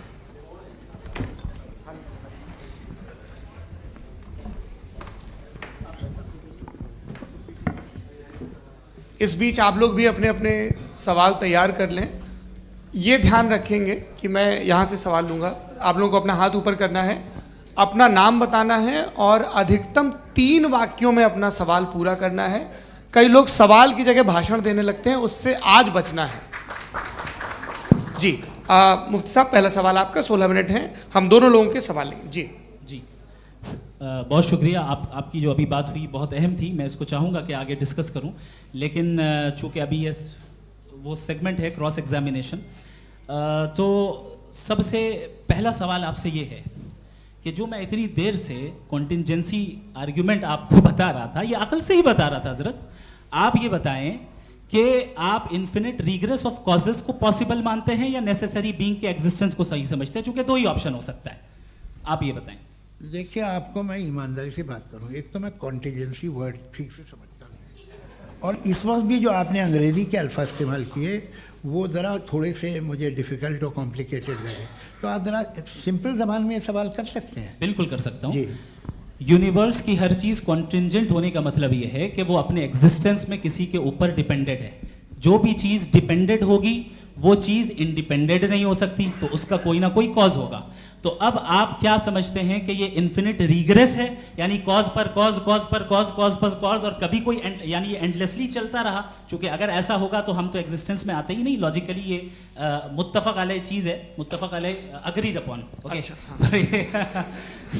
इस पे हमने एग्री किया था कि मुश्किल शब्द आएगा तो अर्थ बताना पड़ेगा। तो इन्फिनिट रिग्रेस तो पॉसिबल नहीं है, तो कहीं ना कहीं आपको रुकना पड़ेगा ऐसे नेसेसरी बीइंग पर। नहीं, कोई ज़रूरत नहीं रुकने की। किसने कहा आप रुकना पड़ेगा? आप रुकते हैं खुदा पे, आप नहीं रुकते। आप कहते हैं वो हमेशा से, जब उस वक्त से है जब वक्त नहीं था। आप कहाँ रुकते हैं कि अब हुआ था वो? आप नहीं कहते। हम क्यों नहीं मान सकते कि यूनिवर्स जो है और बल्कि मल्टीवर्सेस जो है वो हमेशा से हैं, वो बनती है, बिगड़ती है। एक हमारे यहाँ एक चीज़ है ब्लैक होल, वो समेट लेता है वापस, फिर ब्लास्ट होता है, फिर फैल जाता है, और इसमें हमारी तो खैर कोई औकात ही नहीं है। इंसान की एक छोटे से ज़र्रे पे हम 50-60 साल की उम्र रखते हैं, जो करोड़ों अरबों साल की कायनात है उसमें, और पैदा भी नहायत ही बेहुदा वजह से हुए थे। तो इसमें ये सोचना कि इसकी वजूहात और ये क्यों है, ये डिपेंडेंट है, ये हम देख रहे हैं, क्या मालूम। आप सोचिए कि ये जो फैल रही है कायनात, ये कहाँ फैल रही है, ये कहाँ जा रही है, और ये फैल क्यों रही है? अरे बना ली थी तुमने, रुको भैया, हाँ काफ़ी है। ये फैल क्यों रही है?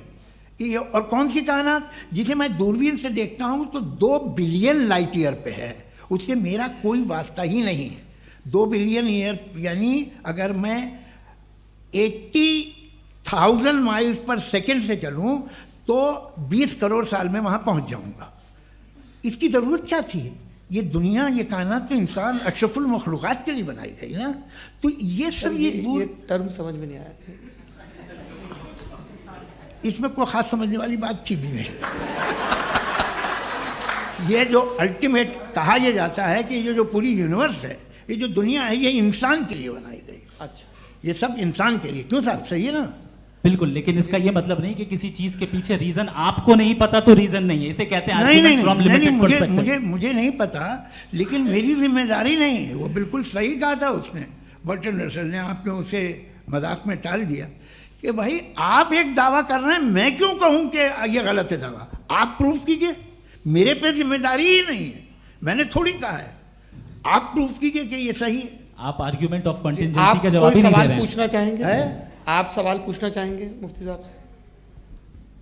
क्योंकि ये क्रॉस एग्जामिनेशन का दौर है। आप जैसे पहले बोल रहे थे फेथ को लेके कुछ, मैं ये पूछना चाहूँगा कि खुदा ने जो भी रेवलेशन किए हैं, एक मज़हब के नहीं बहुत से मज़हबों में किए हैं, अलग अलग रेवलेशन है। कहीं कुछ एक बातें हैं, कॉन्ट्रडिक्शन भी है आपस में, कहीं कुछ आप कर सकते हैं, कहीं कुछ नहीं कर सकते। ऐसा नहीं है कि सबकी कोड ऑफ मॉरल एक है। तो ये किस्सा क्या है? अब आप ये देखिए कि मुझे कभी कभी लगता है कि ये जो फुटबॉल फाइनल होता है, लाखों लोग होते हैं, फिर वो टीवी कवर कर करोड़ों लोग, अगर उसमें खुदा की एक बूमिंग आवाज़ आ जाती, मैं गॉड हूँ, तो सारे लोग अभी सुन लेते और टीवी पे भी सुन लेते, किस्सा ख़त्म होता।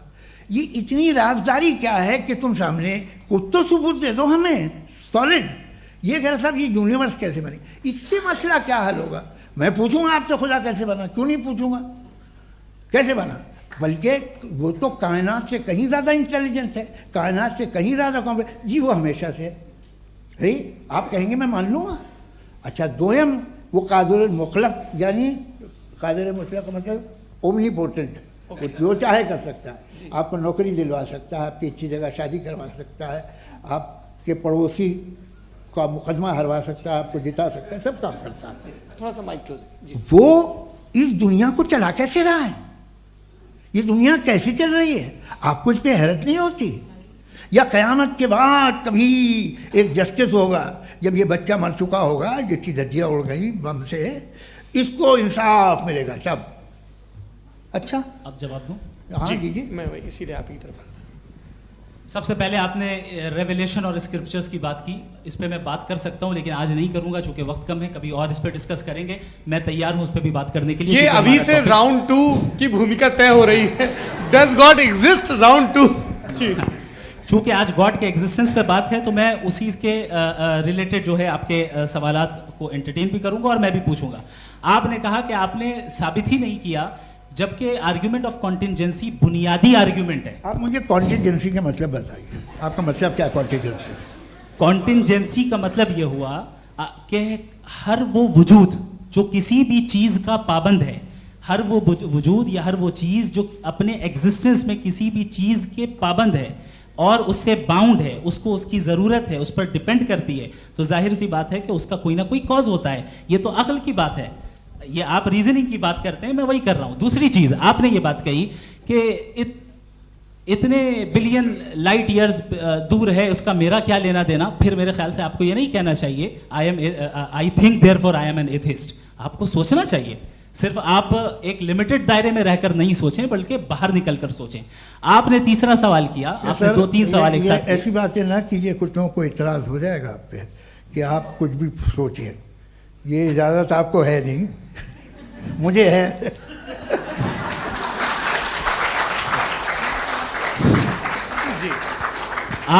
आपने प्रॉब्लम ऑफ इविल के ताल्लुक से सवाल किया और बार बार आप एक लफ्ज रिपीट कर रहे हैं कि ओमनीपोटेंट गॉड है, ऑल पावरफुल गॉड है। यही तो दरअसल समझना है कि गॉड का कॉन्सेप्ट क्या है। प्रॉब्लम ऑफ इविल जो है, प्रॉब्लम ऑफ इविल दर हकीकत दो असम्पशंस पर कायम है। अगर आप इन दो असम्पशंस को समझ जाएं तो ये प्रॉब्लम नहीं रहेगी, आर्ग्यूमेंट आपको समझ में आ जाएगी कि ये कोलैप्स कर जाता है। पॉइंट नंबर 1, यानी जो आपका सबसे पहला फॉल्स असम्पशन है कि गॉड मर्सीफुल है, ओमनीपोटेंट है, दुनिया में जुल्म हो रहा है।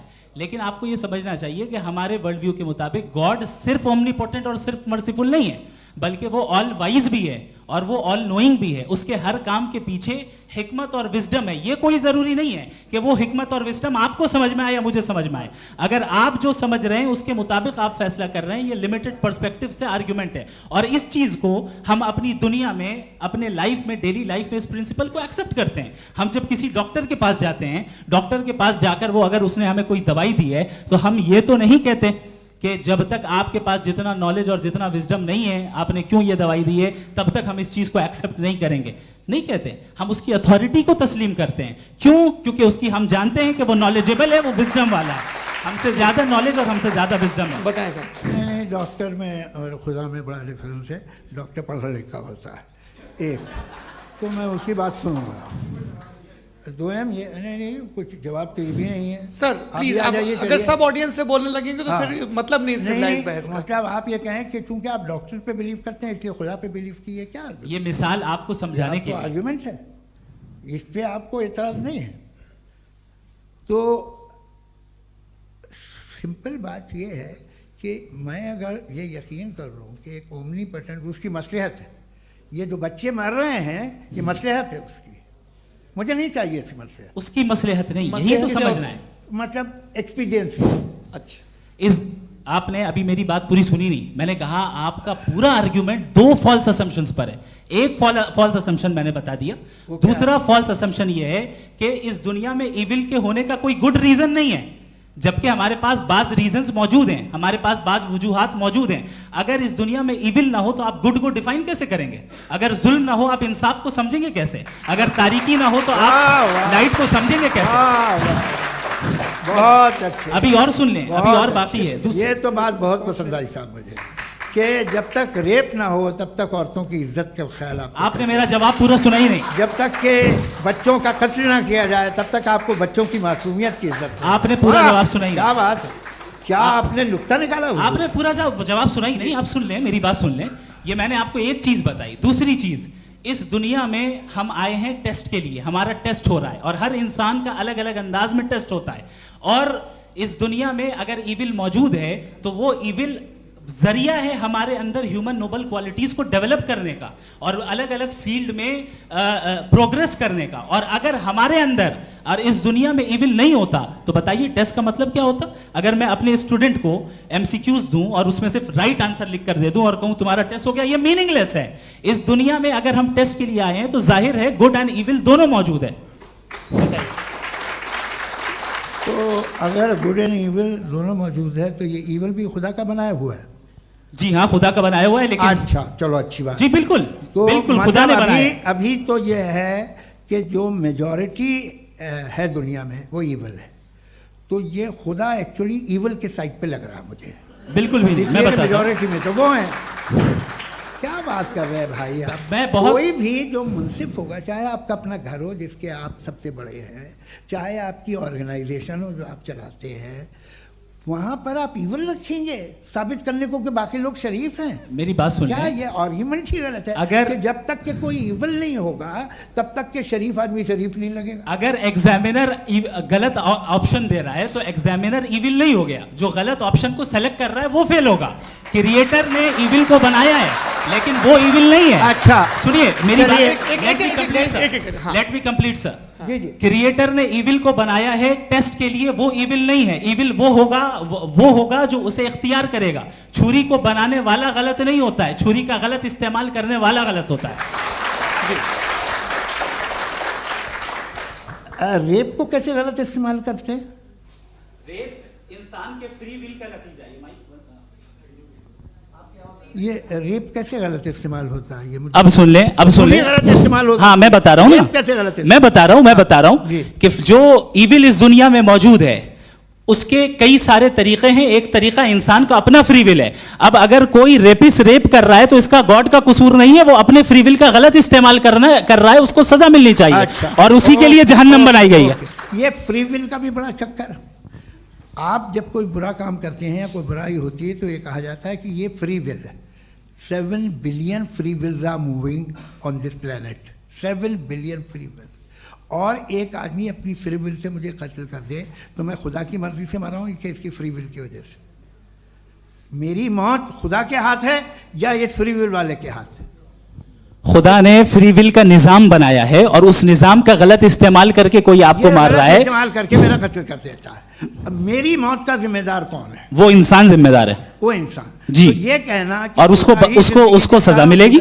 तो अब आप आगे चलिए कि ये तय करना कि अल्लाह ही या खुदा, अल्लाह ने, खुदा ही जिंदगी देता है, खुदा ही मौत देता है, ये गलत है। बिल्कुल गलत नहीं है। हाँ, नहीं, निजाम उसी ने बनाया फ्री विल का। निजाम मौत और हयात का उसी ने बनाया। You are contradicting yourself. अभी आपने कहा कि एक आदमी ने फ्री विल से आपको मार दिया, इसमें उसे फ्री विल दी गई थी, उसने गलत इस्तेमाल किया। 7 billion free wills are moving on this planet और आप चाह रहे हैं कि मैं सिर्फ खुदा का ध्यान करूं।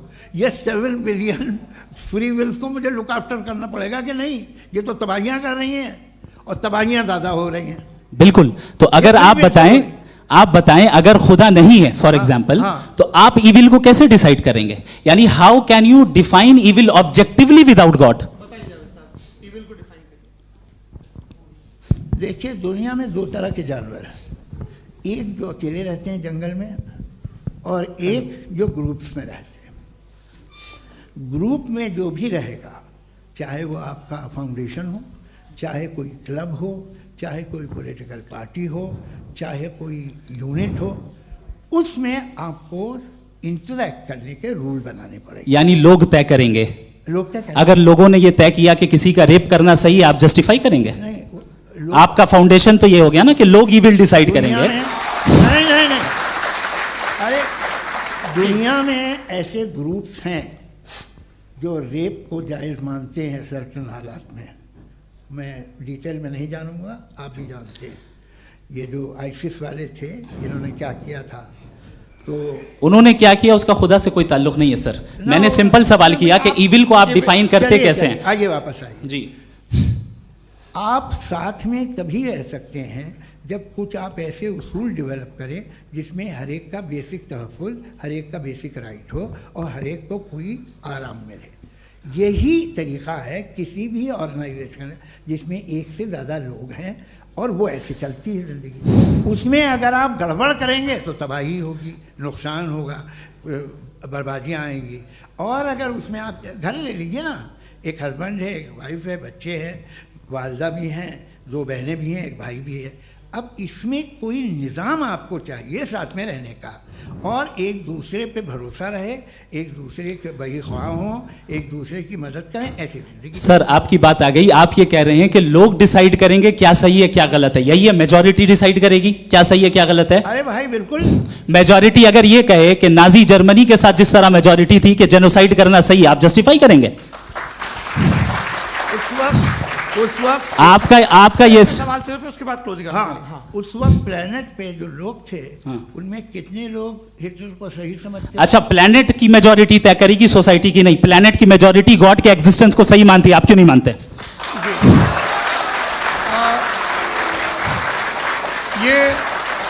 हेलो ये क्रॉस क्वेश्चन का राउंड यहाँ पर समाप्त होता है। और ये बड़ा अच्छा है कि इस तरह से फ्रेगमेंट कर दिया गया है ताकि जो मरकरी ऊपर जा रहा है नीचे जवाब दे दूं जी। प्लेनेट की ज़्यादातर मेजॉरिटी कुछ दूसरे मजहबों के खुदा को मानती है। आप उन्हें क्यों नहीं? आप तो मेजॉरिटी की बात कर रहे हैं। ये क्लोजिंग आप ये कह रहे हैं इविल और गुड को डिसाइड मेजॉरिटी करेगी। मेजॉरिटी जो कर दे वो सही हो जाएगा। क्लोजिंग इसको जैसा आप ही लोगों ने तय किया है उसी फॉर्मेट को फॉलो कर लेते हैं। हाँ भाई, मैंने तो भले लोगों पे एतबार किया और तब मॉडरेशन तय किया। जी, आपके पास 5 मिनट का वक्त है, क्लोजिंग आर्ग्यूमेंट है, उसके बाद हम ऑडियंस से क्वेश्चन आंसर लेंगे जावेद साहब के क्लोजिंग आर्ग्यूमेंट के बाद। ओके, बहुत शुक्रिया जी। हमारा जो टॉपिक है डज गॉड एग्जिस्ट, मैं इस पे इतने एकेडमिक तैयारी करके आया था, मुझे था कि मैंने सोचा था कि कई सारे मैं आर्ग्यूमेंट्स दूंगा, लेकिन वक्त की भी किल्लत और जावेद साहब बार बार इधर उधर चले जा रहे थे तो उसको भी थोड़ा एंटरटेन करना पड़ गया।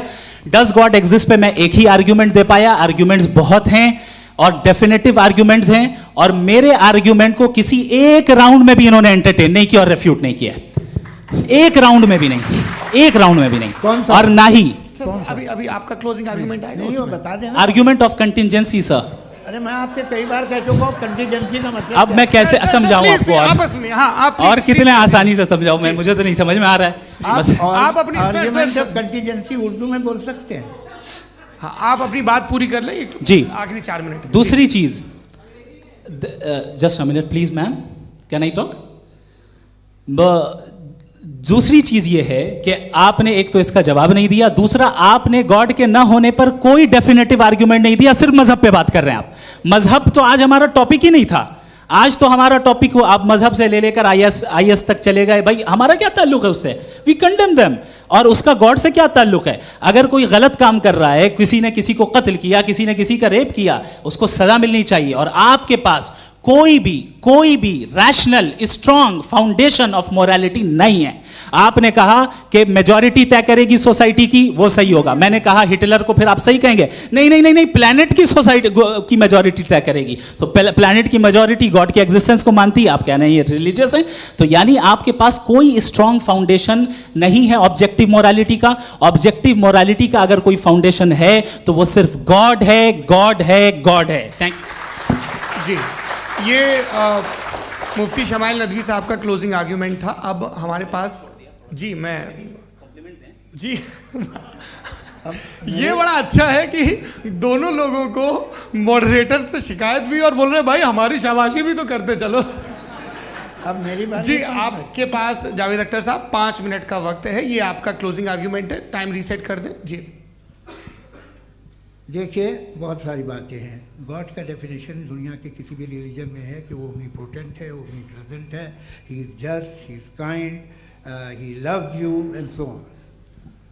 मैं जब दुनिया देखता हूँ तो मुझे कोई ऐसा सुप्रीम पावर यहाँ दिखाई नहीं देती है जो इंसान की बहबूदी के लिए कुछ कर रही हो, कमज़ोर को बचा रही हो, मदद कर रही हो, जालिम को पीछे हटा रही हो। मैं नहीं देखा, तारीख़ में नहीं। एक तो अगर है और ये देख रहा है तमाशा, तो उसका होना न होना बराबर है।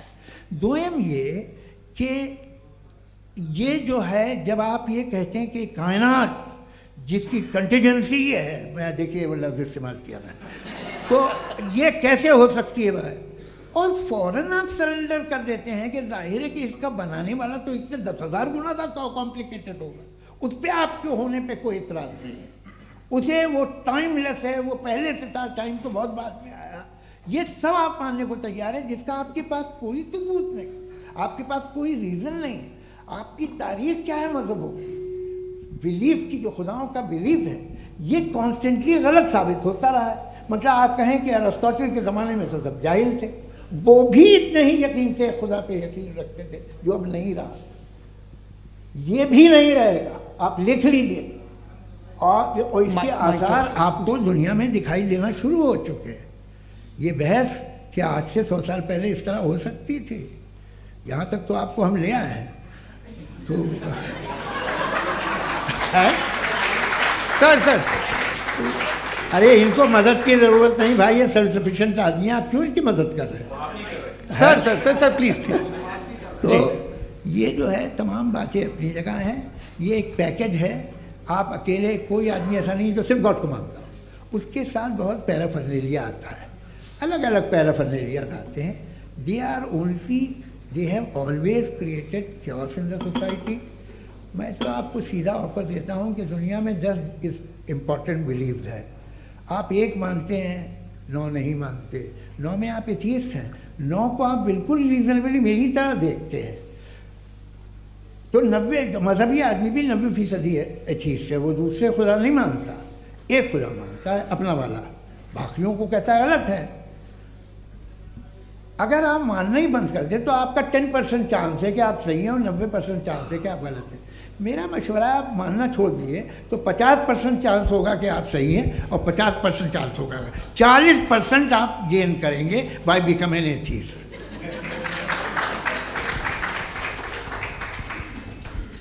ये एक फरसूदा ख्याल है, ये ख़त्म हो रहा है। हो सकता है मेरी ज़िंदगी में ना हो, लेकिन ये हो जाएगा। जो बातें ये इनको आप मेटाफिज़िकल ये वो ऐसे रिस्पेक्टेबल टर्म दे दिए, ये तो उन लोग के हैं जिन्हें ना फिज़िक्स मालूम थी ना मेटा मालूम था, ये उन्होंने आपको दिए हैं। जी बहुत शुक्रिया आप दोनों लोगों का। और अब इस बातचीत का आखिरी राउंड शुरू होगा, डज गॉड एग्जिस्ट की ये बहस मुफ्ती शमाइल नदवी और जावेद अख्तर साहब के बीच। आप लोग अपने अपने हाथ ऊपर करेंगे, मैं यहाँ से तय करूँगा। और माइक हमारे पास है क्या? एक ही माइक है ऑडियंस के लिए? 2 माइक है, एक इस तरफ एक इस तरफ, ठीक है। तो जी सबसे पहले हमारी सहयोगी हैं मारिया शकील जी, पूछिए सवाल। थोड़ा सा रुकेंगे ताकि कैमरे का फ्रेम आप पर आ जाए, आपकी तो प्रैक्टिस है टीवी की। जी नदवी साहब, मैं खुदा को मानती हूँ, पहले मैं इसी प्रमाइस से शुरू कर रही हूँ और ये बता रही हूँ आपको, मैं मानती हूँ। लेकिन कुछ सवाल हैं जो जावेद साहब ने उठाया, उसका जवाब आपको देना चाहिए। पहला सवाल ये कि गज़ा में सालों से छोटे बच्चे मर रहे हैं, वो उनको अगर खुदा मर्सीफुल है, हम मानते हैं कि अल्लाह ताला में बहुत ताकत है, तो वो बच्चे क्यों मर रहे हैं?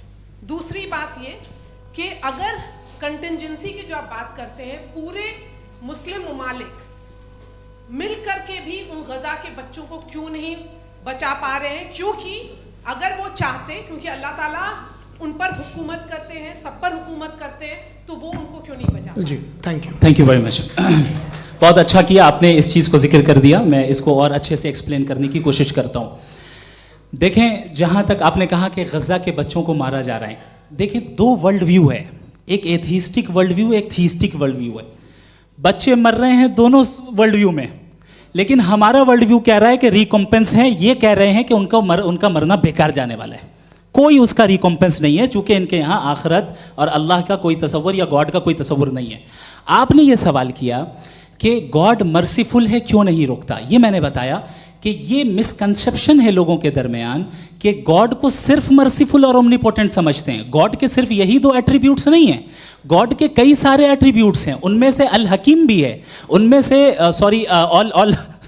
ऑल वाइज भी है, ऑल नोइंग भी है। लिहाजा अगर इस दुनिया में किसी को तकलीफ आ रही है और गॉड उसको नहीं रोक रहा है, वो इसलिए नहीं रोक रहा है चूंकि इंसानों को फ्री विल दिया गया है। ठीक इसी तरीके से अगर एक डॉक्टर किसी छोटे बच्चे को इंजेक्शन लगा रहा है, उसे तकलीफ पहुंच रही है, उसके लिमिटेड पर्सपेक्टिव के एतबार से ये गलत हो रहा है और डॉक्टर बुरा है। लेकिन जब आप ब्रॉडर पिक्चर को देखेंगी, आपके और हमारे पास सिर्फ एक पिक्सल है, हमें इतना नजर आ रहा है कि गज़ा में कत्ल हो रहा है, लेकिन इसके पीछे कितना रिकॉम्पेंस उनको मिलने वाला है, पूरा पिक्चर गॉड के पास है। तो एक पिक्सल से आप पूरे पिक्चर को कभी भी जज नहीं कर सकती। आप इसमें कुछ जोड़ना चाहेंगे? आपको कुछ बोलना है इसमें? भैया आपने बहुत अच्छा जस्टिफिकेशन दिया, या आप वो जो वहाँ के प्राइम मिनिस्टर इजराइल के उन्हें भेजिए, वो बहुत खुश होंगे। आप जस्टिफिकेशन दे देना कि अगर गॉड नहीं है तो बच्चे क्यों मर रहे हैं, आप बताएं। वो ये सवाल पूछ रहे हैं कि अगर आप ईश्वर का अस्तित्व नहीं मानते हैं तो उन बच्चों की मौत को आप कैसे इंटरप्रेट करते हैं? भाई ये दुनिया जो है, जो ताकतवर लोग होते हैं वो एक नाइंसाफ़ी करते हैं। तो ये अच्छा काम है आपके नज़दीक, तो नेचर नाइंसाफ़ी पे मबनी है। अरे मेरे भाई, आप नेचर की कहाँ बात कर रहे हैं, तो इंसान की बात। तो फिर जब मैं इंसान की बात कर रहा था, आप नेचर की बात करने लग गए। क्रॉस एग्जामिनेशन नहीं। हाँ, अब आप मुझे बोलने नहीं देंगे तो अलग बात है, आप बोलिए, मुझे कोई जल्दी नहीं। जी नहीं, ये क्रॉस एग्जामिनेशन मुझे बोल तो लेने दीजिए। जी बोलिए। क्या बात ये है कि ह्यूमन सोसाइटी तभी साथ में रह सकती है जब वो मोहब्बत से, एकता से, एक दूसरे के एहतराम करके रहे। इसके अलावा पॉसिबल नहीं है, अकेले तो इंसान रह ही नहीं सकता। वहाँ पर कुछ लोग हैं जो फाउल करते हैं, वो फाउल हमेशा से तारीख में होता आया है। आज ये हो रहा है, जो हो रहा है बहुत बुरा हो रहा है, बहुत जालिमाना है, बहुत जाबराना है। उसको आप कहें कि ये बच्चों को कॉम्पनसेशन मिल जाएगा या इसकी इंजेक्शन है, इंजेक्शन तो हेल्थ के लिए दिया जाता है। आप ये कह रहे हैं कि ये बच्चों की जो धज्जियाँ उड़ रही हैं ये इंजेक्शन है, ये टेस्ट है, ये टेस्ट है, और उस टेस्ट में उनको अगले ऐसा रिकॉम्पेंस मिलेगा जो आपके तस्वुर के बाहर है। ये आप 3 बरस के बच्चे को बारूद से उड़ा के टेस्ट ले रहे हैं, वाह। वो नहीं ले रहा है, खुदा नहीं उड़ा रहा है, इजराइल उड़ा रहा है। जी, ये तो उसको कंडेम अगला करें। सवाल लेते हैं, अगला सवाल लेते हैं प्रोफेसर पुरुषोत्तम अग्रवाल। मुफ्ती साहब, एक निवेदन आपसे है कि कम से कम थोड़ा सा माइक क्लोज एक रिलीजियस और फिलॉसफिकल कर मैम प्लीज। एक रिलीजियस और फिलोसॉफिकल ट्रेडिशन है जो ब्रह्मांड को यानी यूनिवर्स को ही अंतिम मानती है। सर्वम खलु इदम ब्रह्मम, this is Chandogya Upanishad, and it completely rules out the existence और नेसेसिटी, आपके शब्दों में necessity of a creator. The creation itself is the creator. तो एक मिनट प्लीज। दूसरा जो सवाल आपने अभी, जो आप बार बार कह रहे हैं कि भगवान विद्वान भी है, वाइज, सब जानने वाला, तो अगर विजडम में दुनिया भर के पापों और अत्याचारों को बर्दाश्त करना शामिल है, तो फिर इसका मतलब ये हुआ कि अगर मैं फ्री विल से उसको अपोज करता हूं तो ईश्वर की विजडम और मेरी फ्री विल में कॉन्ट्राडिक्शन है। Because when I am opposing whatever is happening in Gaza, then I am opposing the God's will और गॉड्स विजडम। जवाब लेते हैं क्योंकि तो गॉड की विजडम में, एक मिनट सर प्लीज सर, ये एक जुमला, गॉड की विजडम है कि गाजा में जो कुछ हो रहा है वो हो रहा है, मैं उसका अपोज कर रहा हूं, तो मैं गॉड की विजडम के खिलाफ जा रहा हूं। एक सवाल। दूसरा ये, नहीं, आपने 2 ऑलरेडी। सर आप और सवाल कर लें, लेकिन मुझे 2 जवाब दे सर, दें। सर, पहले आपने ये कहा, सर, सुनिए मेरी बात सुनिए। भाई इजराइल के गॉड के मुताबिक तुम्हारा ठीक हो रहा है ना? प्रोफेसर, नहीं हो रहा है, ठीक नहीं हो रहा है, मैं बता रहा हूं क्या हो रहा है। आप तशरीफ रखें, मैं बता रहा हूं क्या हो रहा है। Let me complete please. एक सेकंड गाइस, एक सेकंड। ये देखिए, ऐसा है कि ये सब बड़ा आपस में विचार विमर्श के बाद ये तय हुआ था कि कुछ नियम बना लिए जाएं ताकि एक टाइम बाउंड बातचीत चले। और भाई साहब, आप बड़ा जरूरी काम कर रहे हैं, लेकिन कैमरे के फ्रेम में आके उस काम को गड़बड़ कर दे रहे हैं।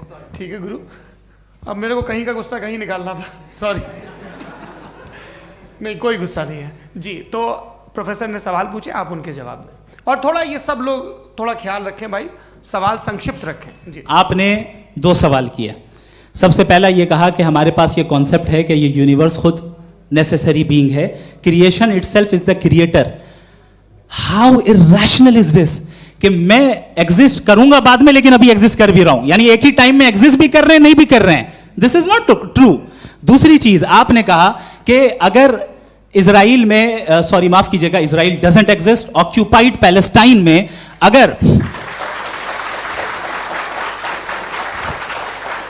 अगर ऑक्यूपाइड पैलेस्टाइन में बच्चों को मारा जा रहा है फ्री विल की वजह से और गॉड नहीं रोक रहा, ये कॉन्ट्रडिक्शन है। ये बताइए कि एक एग्जाम में एक बच्चा गलत आंसर लिख रहा है, सुनिए, एग्जामिनर चाहे तो रोक सकता है, क्यों नहीं रोक रहा है? ये कॉन्ट्रडिक्शन है, ये कॉन्ट्रडिक्शन नहीं है। माइक नहीं सर, ये आपस में जी, ये क्या आपका सवाल? माइक दीजिए। फ्री विल दिया गया है टेस्ट के लिए, अकाउंटेबिलिटी के लिए। अगर फ्री विल नहीं होता तो आप कहते हैं हमें रोबोट बना दिया गया। नॉट मिसरिप्रेजेंट माय पोजीशन, आपकी जो भी पोजीशन, मैं अपनी फ्री विल के नाते, अपने ह्यूमन विजडम के नाते गाजा में हो रही अत्याचार का विरोध करता हूं। बिल्कुल करना चाहिए। आपके हिसाब से मैं गॉड की विजडम का विरोध कर रहा हूं? बिल्कुल नहीं, वहां जो हो रहा है गॉड की, बिल्कुल भी नहीं, बिल्कुल भी नहीं। उसका वहां पर गाजा में कत्ल होना ये इंसानों के गलत इस्तेमाल का नतीजा है, फ्री विल के इस्तेमाल का नतीजा है। गॉड इसका हुक्म नहीं देता, उससे रोकता है। यही तो मसला है ना, आपके लिए कॉन्सेप्ट क्लियर? नहीं भाई, आपने तो बताया था इंजेक्शन लगाने से बच्चे को तकलीफ होती है, ये इंजेक्शन लगा। सर आप ऐसे रेटोरिक स्टेटमेंट दे तब तो कोई मसला नहीं समझते रहेंगे। This is a rhetoric statement, this is not a logical argument sir. I am sorry, I am sorry. आखिरी 30 मिनट बड़े मुश्किल होने वाले हैं जी। मुफ्ती साहब आगे बैठे हैं, इनको माइक दीजिए। हाँ तरुण, माइक आप अपने पास रखिए, आपको कैमरे का फ्रेम पता है जी। सबसे पहले दोनों को मुबारकबाद। एक सर अपना आप नाम बता दें। आप अमेरिका में शिकागो में रहते हैं, इतना मुझे याद है। बताया आपको, यासिर नदीम अलवाजदी मेरा नाम है। जावेद सर, आपसे एक क्वेश्चन है इन्फिनिट रिग्रेस के ताल्लुक से। एक हाइपोथेटिकल सिनेरियो है, मसलन अगर आप सर माइक थोड़ा सा प्लीज क्लोज रखिए जी। अगर आप शायर इसलिए हैं कि आपके कोई उस्ताद शायर थे, और वो इसलिए शायर थे कि उनके कोई उस्ताद शायर थे, और इसी तरीके से हम माजी में पीछे चलते चलते चले जाएं और कहीं ना रुके, तो माफ कीजिएगा आप कभी शायर नहीं हो सकते। लेकिन आप शायर हैं, आपका शायर एग्जिस्ट करता है, इसका मतलब ये है कि आप कहीं ना कहीं रुके हैं। तो मेरा सवाल ये है कि क्या आप इन्फिनिट रिग्रेस ऑफ कॉजेस को लॉजिकल फैलेसी मानते हैं या नहीं मानते? हाँ या ना? मैं इन्हें लॉजिकल फैलेसी नहीं मानता हूँ, लेकिन मेरा प्रॉब्लम यह है कि जब मैं नहीं मानता हूँ तो I will continue with this logic जो फैलेसी नहीं हो। आप एक जगह रुक जाते हैं जाके, आप कहते हैं ये गेंद कैसे बनी, ये जजीरा कैसे बना, ये समंदर कैसे बना, ये ज़मीन कैसे बनी, और अचानक गॉड पे जाके आपको ब्रेक लग जाता है। एक बार आप सवाल नहीं करते कि भाई इनको बनाने वाला तो इनसे भी कॉम्प्लिकेटेड होगा, वो कैसे बना, उसके बारे में आपने इत्मीनान कर लिया, वो हमेशा से है। तो अगर आप उसे हमेशा से मानते हैं तो फिर ये मान लीजिए कि कायनात हमेशा से है, क्या तकलीफ? फिर हम वजूद में नहीं आते जी है?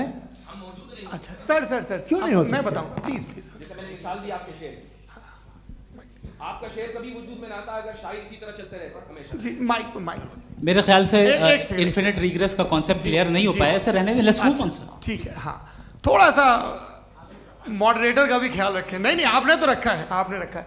यहाँ पे गौहर रजा साहब हैं, वो भी एक सवाल पूछना चाहते हैं। माइक यहाँ नीचे से ऑन कर दिए, नीचे। पहले तो ये कह दूं कि मैं उन बच्चों से शर्मिंदा हूं जिनको गज़ा में कत्ल किया गया, क्योंकि हमारे होते हुए कत्ल किया गया। लेकिन उससे ज़्यादा शर्मिंदगी इस बात से हुई कि मुझे लगा कि मुफ्ती साहब उसको जस्टिफाई कर रहे हैं।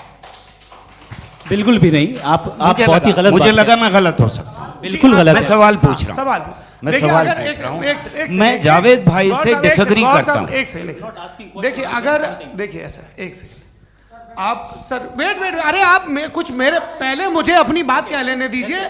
अगर ऑडियंस तय करेगी तो फिर मॉडरेटर का मतलब नहीं। मेरा आप सबसे ये कहना है, ये बहस दो लोगों के बीच में है, एक तरफ मुफ्ती साहब, एक तरफ जावेद साहब। पिछले 1.5 घंटे से ये लोग अपने अपने तर्क रख रहे हैं। आपकी इनसे इत्तेफाकी हो सकती है, ना इत्तेफाकी हो सकती है। मेरे उस्ताद मुझे सिखा गए हैं कि मुखामुखम में असहमति की गुंजाइश बची रहनी चाहिए।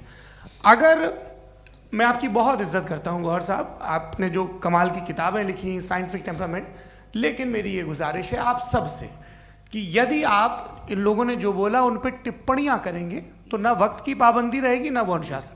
आप सवाल पूछ लें, उस सवाल में जो बात आ जाए वो आ जाए। मैं जावेद साहब से डिसएग्री करता हूं, इसलिए जावेद साहब से सवाल पूछ रहा हूं। आपका सवाल जावेद अख्तर साहब से। और सवाल ये है मेरा कि जावेद साहब ने कई बार लॉजिक का इस्तेमाल किया कि साइंस में लॉजिक है और रिलीजन में लॉजिक नहीं है। मेरा ख्याल ये है कि रिलीजन में भी लॉजिक है, लेकिन उस लॉजिक की बेसिस ये है कि आप रुक जाते हैं, जिसका जिक्र जावेद साहब ने बार बार किया, यानी खुदा के तसव्वुर पे आते हुए, गॉड के तसव्वुर पे आते हुए रुक जाते हैं। और इसमें सवाल पूछना मतलब फॉरबिडन होता है। सवाल यह है कि क्या जावेद साहब इससे एग्री करते हैं कि साइंस की लॉजिक अलग है और रिलीजन की लॉजिक अलग है? बताइए सर। देखिए, 3 चीज़ें हैं, साइंस है, एक है मंतिक है, इस्तिदलाल है, और एक जो है कुछ भी नहीं है, फेथ है, अकीदा है। मैं अकीदे की लॉजिक का कायल नहीं हूँ। मुझे आप इस्तिदलाल से, लॉजिक से, रीज़न से समझाइए, मैं मानने को तैयार हूँ, मेरा क्या नुकसान होगा। लेकिन ये कि अकीदे पे मैं नहीं जा सकता हूँ। अकीदे का मतलब है कि तुम ये मान लो, सवाल ना करो, ये नहीं। आप सारी बातें करके, बड़ी साइंटिफिक बातें करके एक जगह जाके खुदा के वजूद पे रुक जाते हैं, सरेंडर कर देते हैं। मैं सरेंडर करने को तैयार नहीं। दैट्स ऑल जी। ये आगे सर बैठे हुए हैं, इनको माइक दीजिए। भाई वो आप पूछना चाह रहे थे ना भाई? हाँ नहीं मैं ये थैंक यू जी। आपका नाम? आसिम इफ्तिखार। आसिम जी, पूछिए। सर, जावेद सर से सवाल है कि आपने अपने क्लोजिंग माइक थोड़ा करीब अपने क्लोजिंग स्टेटमेंट में बात कही थी कि मज़हब का जो फ्यूचर है वो ज़्यादा दिन नहीं जाने वाला है। लेकिन मैं देख पा रहा हूँ कि जो ऑक्सफोर्ड यूनिवर्सिटी की एक स्टडी है 2011 में हुई है, जिसके 50 एकेडमिशियंस ने इसको अंजाम दिया था, उसमें वो ये कहते हैं कि जो फेथ इन गॉड है वो इनबिल्ट है ह्यूमन नेचर के अंदर, जिसको हम कहते हैं फितरत के अंदर शामिल है वो। और वो ये कहते हैं कि अगर कोई ये समझता है कि मज़हब को वो ख़त्म कर देगा तो ये उसकी गलत फहमी है। तो आप इसके बारे में, इस स्टडीज़ के बारे में क्या कहते हैं? ठीक है, मैं उनसे एग्री नहीं करता हूँ। वो कौन से प्रोफेसर होंगे? ऐसा उनके क्या पास डेटा है, इन्होंने डेटा के बेस होगा। डेटा क्या हो सकता है? फ्यूचर का डेटा तो नहीं हो सकता ना उनके पास। प्रेजेंट का डेटा हो सकता है। डेटा आपने सुना 100 साल पहले का बाद का डेटा, मैंने तो नहीं सुना आज तक। तो आज उनकी ये राय है और होगी राय, ठीक है, दुनिया में तरह तरह की राय है लोग, लेकिन मैं समझता हूँ कि वक्त के साथ इंसान ज़्यादा से ज़्यादा रीज़नेबल और लॉजिकल होता जा रहा है। आज आप देखिए वेस्टर्न यूरोप में क्या परसेंटेज है नॉन बिलीवर्स की, बहुत हाई, वहाँ चर्च खाली पड़े होते हैं। तो अल्टीमेटली तो इंसान कोई ऐसी बात बहुत अरसे तक नहीं मान सकेगा, चाहे गलत या सही, जो उससे उसके दिमाग को, उसके जहन को, उसके लॉजिक को अपील न करे। वो कह रहे हैं तो ऑक्सफोर्ड के होंगे तो कैम्ब्रिज के होंगे, तो मुझे क्या लेना देना, उनका डेटा मुस्तकबिल का नहीं हो सकता है। जी दीपक, हाँ पूछे, मैं आऊँगा अभी पीछे की साइड भी आऊँगा, माइक वहीं भेजूंगा 2-3 साल के लिए। जी जावेद साहब आपसे सवाल है। नमस्ते। अरे भाई सर, अगर आप ही लोग को तय करना है तो फिर 200 लोग तय कर लें। ये एक साहब नहीं sir, please don't do this sir, everybody has a right sir, but we can only take selected questions. No sir, ये यंग लोग भी हैं तो इनकी ये अब उतने सुनिए। यंग, भाई आप यंग हैं कि नहीं हैं? एक मिनट, वो कह रहे हैं वो भी आइए, यंग हैं पूछ रहे हैं ना साहब, भाई। आप उनकी नौजवानी पर दावा उनको ही करने दें। हाँ मुफ्ती साहब आप यंग, हाँ पूछे। अरे भैया सर मेरा सवाल ये है, कुछ इनसे भी तो पूछो। जी नहीं बस आपसे एक सवाल है। जैसे थीस्टों के पास अपने जो ईश्वर को मानते हैं उनके पास अपने सोशल गेट टुगेदर्स हैं, 5 रोज़ आज क्रिसमस आने वाला है, होली है, दिवाली है, ईद है। एथिस्ट क्या ऑफर कर रहे हैं? मतलब मैं इनकी दुकान से बोलूं मैं आना चाहता हूं उस तरफ, पर मैं अट्रैक्ट नहीं हो पा रहा हूं। मैं सोशल गेट टुगेदर्स क्या है आपके पास? वो ये कह रहे हैं कि जो धार्मिक लोग हैं, अलग अलग धर्म के लोग, उनके उत्सव त्योहार कांग्रेगेशन बहुत हैं। अब आपको मैं एक सुनाता हूँ, यहाँ हिस्टोरियन भी बैठे हैं, मृदुला जी आप बताइएगा सही है कि नहीं। ये एक कॉन्स्टेंटाइन, एक ग्रीक रोमन बादशाह था जो क्रिश्चियनिटी आने के 400 साल बाद उसने डिसाइड किया कि मैं क्रिश्चियन हो जाऊंगा, मेरी पूरी स्टेट कैंसिल हो जाएगी। उस ज़माने में ऐसे ही होता था, राजा जो धर्म इख्तियार करता था वो जनता भी कर लेती थी, इसलिए कि वो हो गया था बैंकक्रप्ट, और उसे जो मेडिटेरियन कोस्ट के रिच क्रिश्चियन वो थे मर्चेंट, उससे पैसा चाहिए था। तो उसने कहा यार क्रिश्चियन हो जाओ। तो उसने अपने वजीर से कहा कि भाई ये हिस्ट्री है कि अब हम लोग क्रिश्चियन हो जाते हैं। कहले सर हो जाएंगे, कोई प्रॉब्लम नहीं है, लेकिन एक प्रॉब्लम ये है कि 17 दिसंबर से 25 दिसंबर तक जो पेगन फेस्टिवल होता, जो पेगन जो फेस्टिवल होता है वो बंद हो जाएगा, इसलिए कि हम क्रिश्चियन हो गए तो होगा नहीं। तो वो बच्चों को बहुत बुरा लगेगा, पब्लिक को बहुत इन्जॉय करते हैं, खासतौर से 25 को मेन डे। उसने कहा हाँ ये तो सही कह रहे हो, ये जीसस क्राइस्ट की पैदाइश कब थी? कहले साहब वो अप्रैल में थी। नहीं कट करो, वो 25 दिसंबर को है। ये हकीकत है जी। और 400 साल बाद क्रिश्चियनिटी के अप्रैल से दिसंबर ले आए, और इसलिए कि यहाँ पेगन फेस्टिवल होता था। अब मनाते हैं आप आराम से। ये जो सारे फेस्टिवल हैं ये रिलीजन से, हर एक को एक इंटरटेनमेंट डिपार्टमेंट चाहिए होता है अपनी कंपनी चलाने के लिए। तो ये रिलीजन ने, ये सेकुलर त्यौहार थे जिन्हें रिलीजन्स ने ले लिया है। ये मौसम के थे, फसलों के थे, किसानों के थे, उसको आपने लेके रिलीजियस रंग दे दिया। ये कोई रिलीजन से थोड़ी आए आप। अच्छा हमें देखिए, हम तो मुल्द हैं, हम ईद मनाते हैं, हम दिवाली मनाते हैं, हम होली मनाते हैं, हम क्रिसमस मनाते हैं। बम्बई की फिल्म इंडस्ट्री की सबसे बड़ी होली हमारे घर में, सबसे बड़ी ईद हमारे घर में। वो हमारे सोशल वो है, हमारा हेरिटेज है। ऐसा थोड़ी है कि we will throw the baby along with the water. ये तो अच्छी चीज़ है, इन्हें रखो, जो बेकार है फेंक दो। जी हाँ हेलो जी, मेरा सवाल नादवी जी से है। जैसा कि आपने बोला कि गॉड टाइम के भी परे हैं, और गॉड इतनी कॉम्प्लेक्स चीज़ है कि उसे ह्यूमन माइंड समझ नहीं सकता, और गॉड ने अर्थ पे फ्री विल भी दे दी है। तो आप अपना वक्त ज़ाया क्यों कर रहे हैं गॉड के बारे में बात करके? अपन को तो बात करनी चाहिए कि सोसाइटी को बेहतर कैसे करें। जी, मैं गॉड वही बताता है सोसाइटी को कैसे बेहतर करें। अभी मैं आपका जवाब देता हूँ। आपने कहा कि टाइम पे वो एग्जिस्ट नहीं करता, सो नहीं, मेरा सवाल ये है कि जैसा आपने बोला कि गॉड बहुत ही कॉम्प्लेक्स चीज है। मैंने कहा ही नहीं कि कॉम्प्लेक्स है, तो आपके अल्फाज हैं। कॉम्प्लेक्स का लफ्ज गॉड के लिए सुइटेबल नहीं है। क्यों? क्योंकि कॉम्प्लेक्स वो चीज़ें होती हैं जो ऑब्जेक्ट हो। God is not an object जिसको आप इंस्ट्रूमेंट के जरिए लेबोरेटरी में जाके टेस्ट करें, oh it's very complex. No, वो कोई कार का इंजन नहीं है। वो फिलोसॉफिकली नेसेसरी बीइंग ऐसी बीइंग है जो सिंपल बीइंग है। हाँ, आप उसको मुकम्मल तौर पे उसकी तमाम हिकमतों को जान ले और हर चीज़ को जान ले, ये पॉसिबल नहीं है, क्योंकि वो ऑल वाइज है, आप ऑल वाइज नहीं है, और वो खुदा है, वो आपको सारी चीज़ें बता दे, ये ज़रूरी नहीं। मेरा सवाल ये नहीं था, मेरा सवाल ये था कि जब गॉड इतना परे है इस दुनिया से कि उसने अर्थ पे फ्री विल भी दी है, हम सब ह्यूमंस की फ्री विल है, और जो सोसाइटी में हो रहा है वो अपन लोग डिसाइड करेंगे, तो अपन लोग डिसाइड नहीं करेंगे ना, अपन लोग डिसाइड नहीं करेंगे। गॉड जो है, गॉड ने वो उसकी जात, उसकी एग्जिस्टेंस टाइम एंड स्पेस से परे है, लेकिन वो हमारा टेस्ट ले रहा है और उसी गॉड ने हमें बताया कि तुम्हें क्या करना है क्या नहीं करना है, तो जाहिर है उस गॉड की बात सुनेंगे ना हम। जी, वो पीछे एक चश्मा लगाया जो मैम खड़ी हैं, उनको दीजिए। हाँ, आप जी जी बिल्कुल आएंगे। देखिए मैं कोशिश कर रहा हूँ सब तरफ जाने की। हाँ, उनको दीजिए माइक। जी, हेलो सर, मैं ओमनी प्रेजेंट नहीं हूँ, टाइम पाबंद हूँ और जहाँ तक कोशिश कर सकता हूँ करूँगा। जी, अपना नाम बताइए। मेरा नाम उर्सुला है, मैं दिल्ली यूनिवर्सिटी की एक स्टूडेंट हूँ और मैं स्टूडेंट फेडरेशन ऑफ इंडिया से हूँ। मेरा सवाल मुफ्ती जी से है कि इस हॉल के इस कमरे में बैठ के हम लोग रेप की मोरालिटी के बारे में फिलोसफिकली बात तो कर सकते हैं, बट असलियत ये है कि रोज़मर्रा की ज़िंदगी में औरतें रेप के थ्रू गुजरती हैं, और हम लोग सिर्फ नंबर्स पे इस तरह नहीं देख सकते, क्योंकि कितनी औरतें हैं इन कंट्रीज़ में जहाँ पे आप बता रहे हैं कि केसेस कम हैं, जिनका एक्सेस है कि वो जाके केस फाइल कर सकें।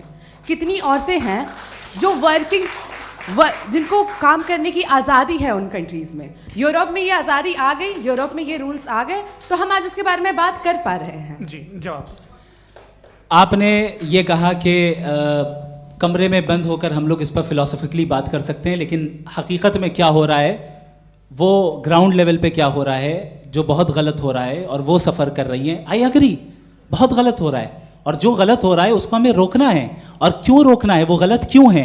हमारे पास इसका ऑब्जेक्टिव फाउंडेशन है, इनके पास उसका ऑब्जेक्टिव फाउंडेशन नहीं है। मैं ये कहना चाह रहा हूँ कि जहाँ पे भी जुल्म हो रहा है, जहाँ पे भी औरत पे जुल्म हो रहा है, या उसकी इज्जत लूटी जा रही है, या उसे तकलीफ पहुँचाई जा रही है, और सिर्फ औरत नहीं, किसी इंसान के ऊपर भी जुल्म हो रहा है, तो उसके खिलाफ खड़ा होना, ये मॉरलिटी हमारे पास गॉड के पास से आई है। वरना जावेद साहब तो कह रहे हैं कि जो है मेजॉरिटी डिसाइड करेगी, तो मेजॉरिटी तो कभी भी बदल सकती है।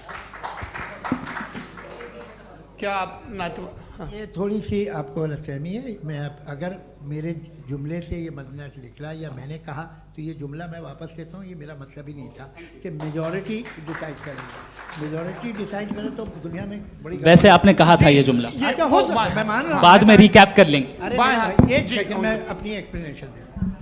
मुनासिब बात यह है कि हम सब के सब दिल में जानते हैं कि क्या अच्छा है क्या बुरा है, हमें पता है अच्छी तरह से। जो लोग बुरे काम करते हैं उन्हें भी मालूम अच्छा क्या है।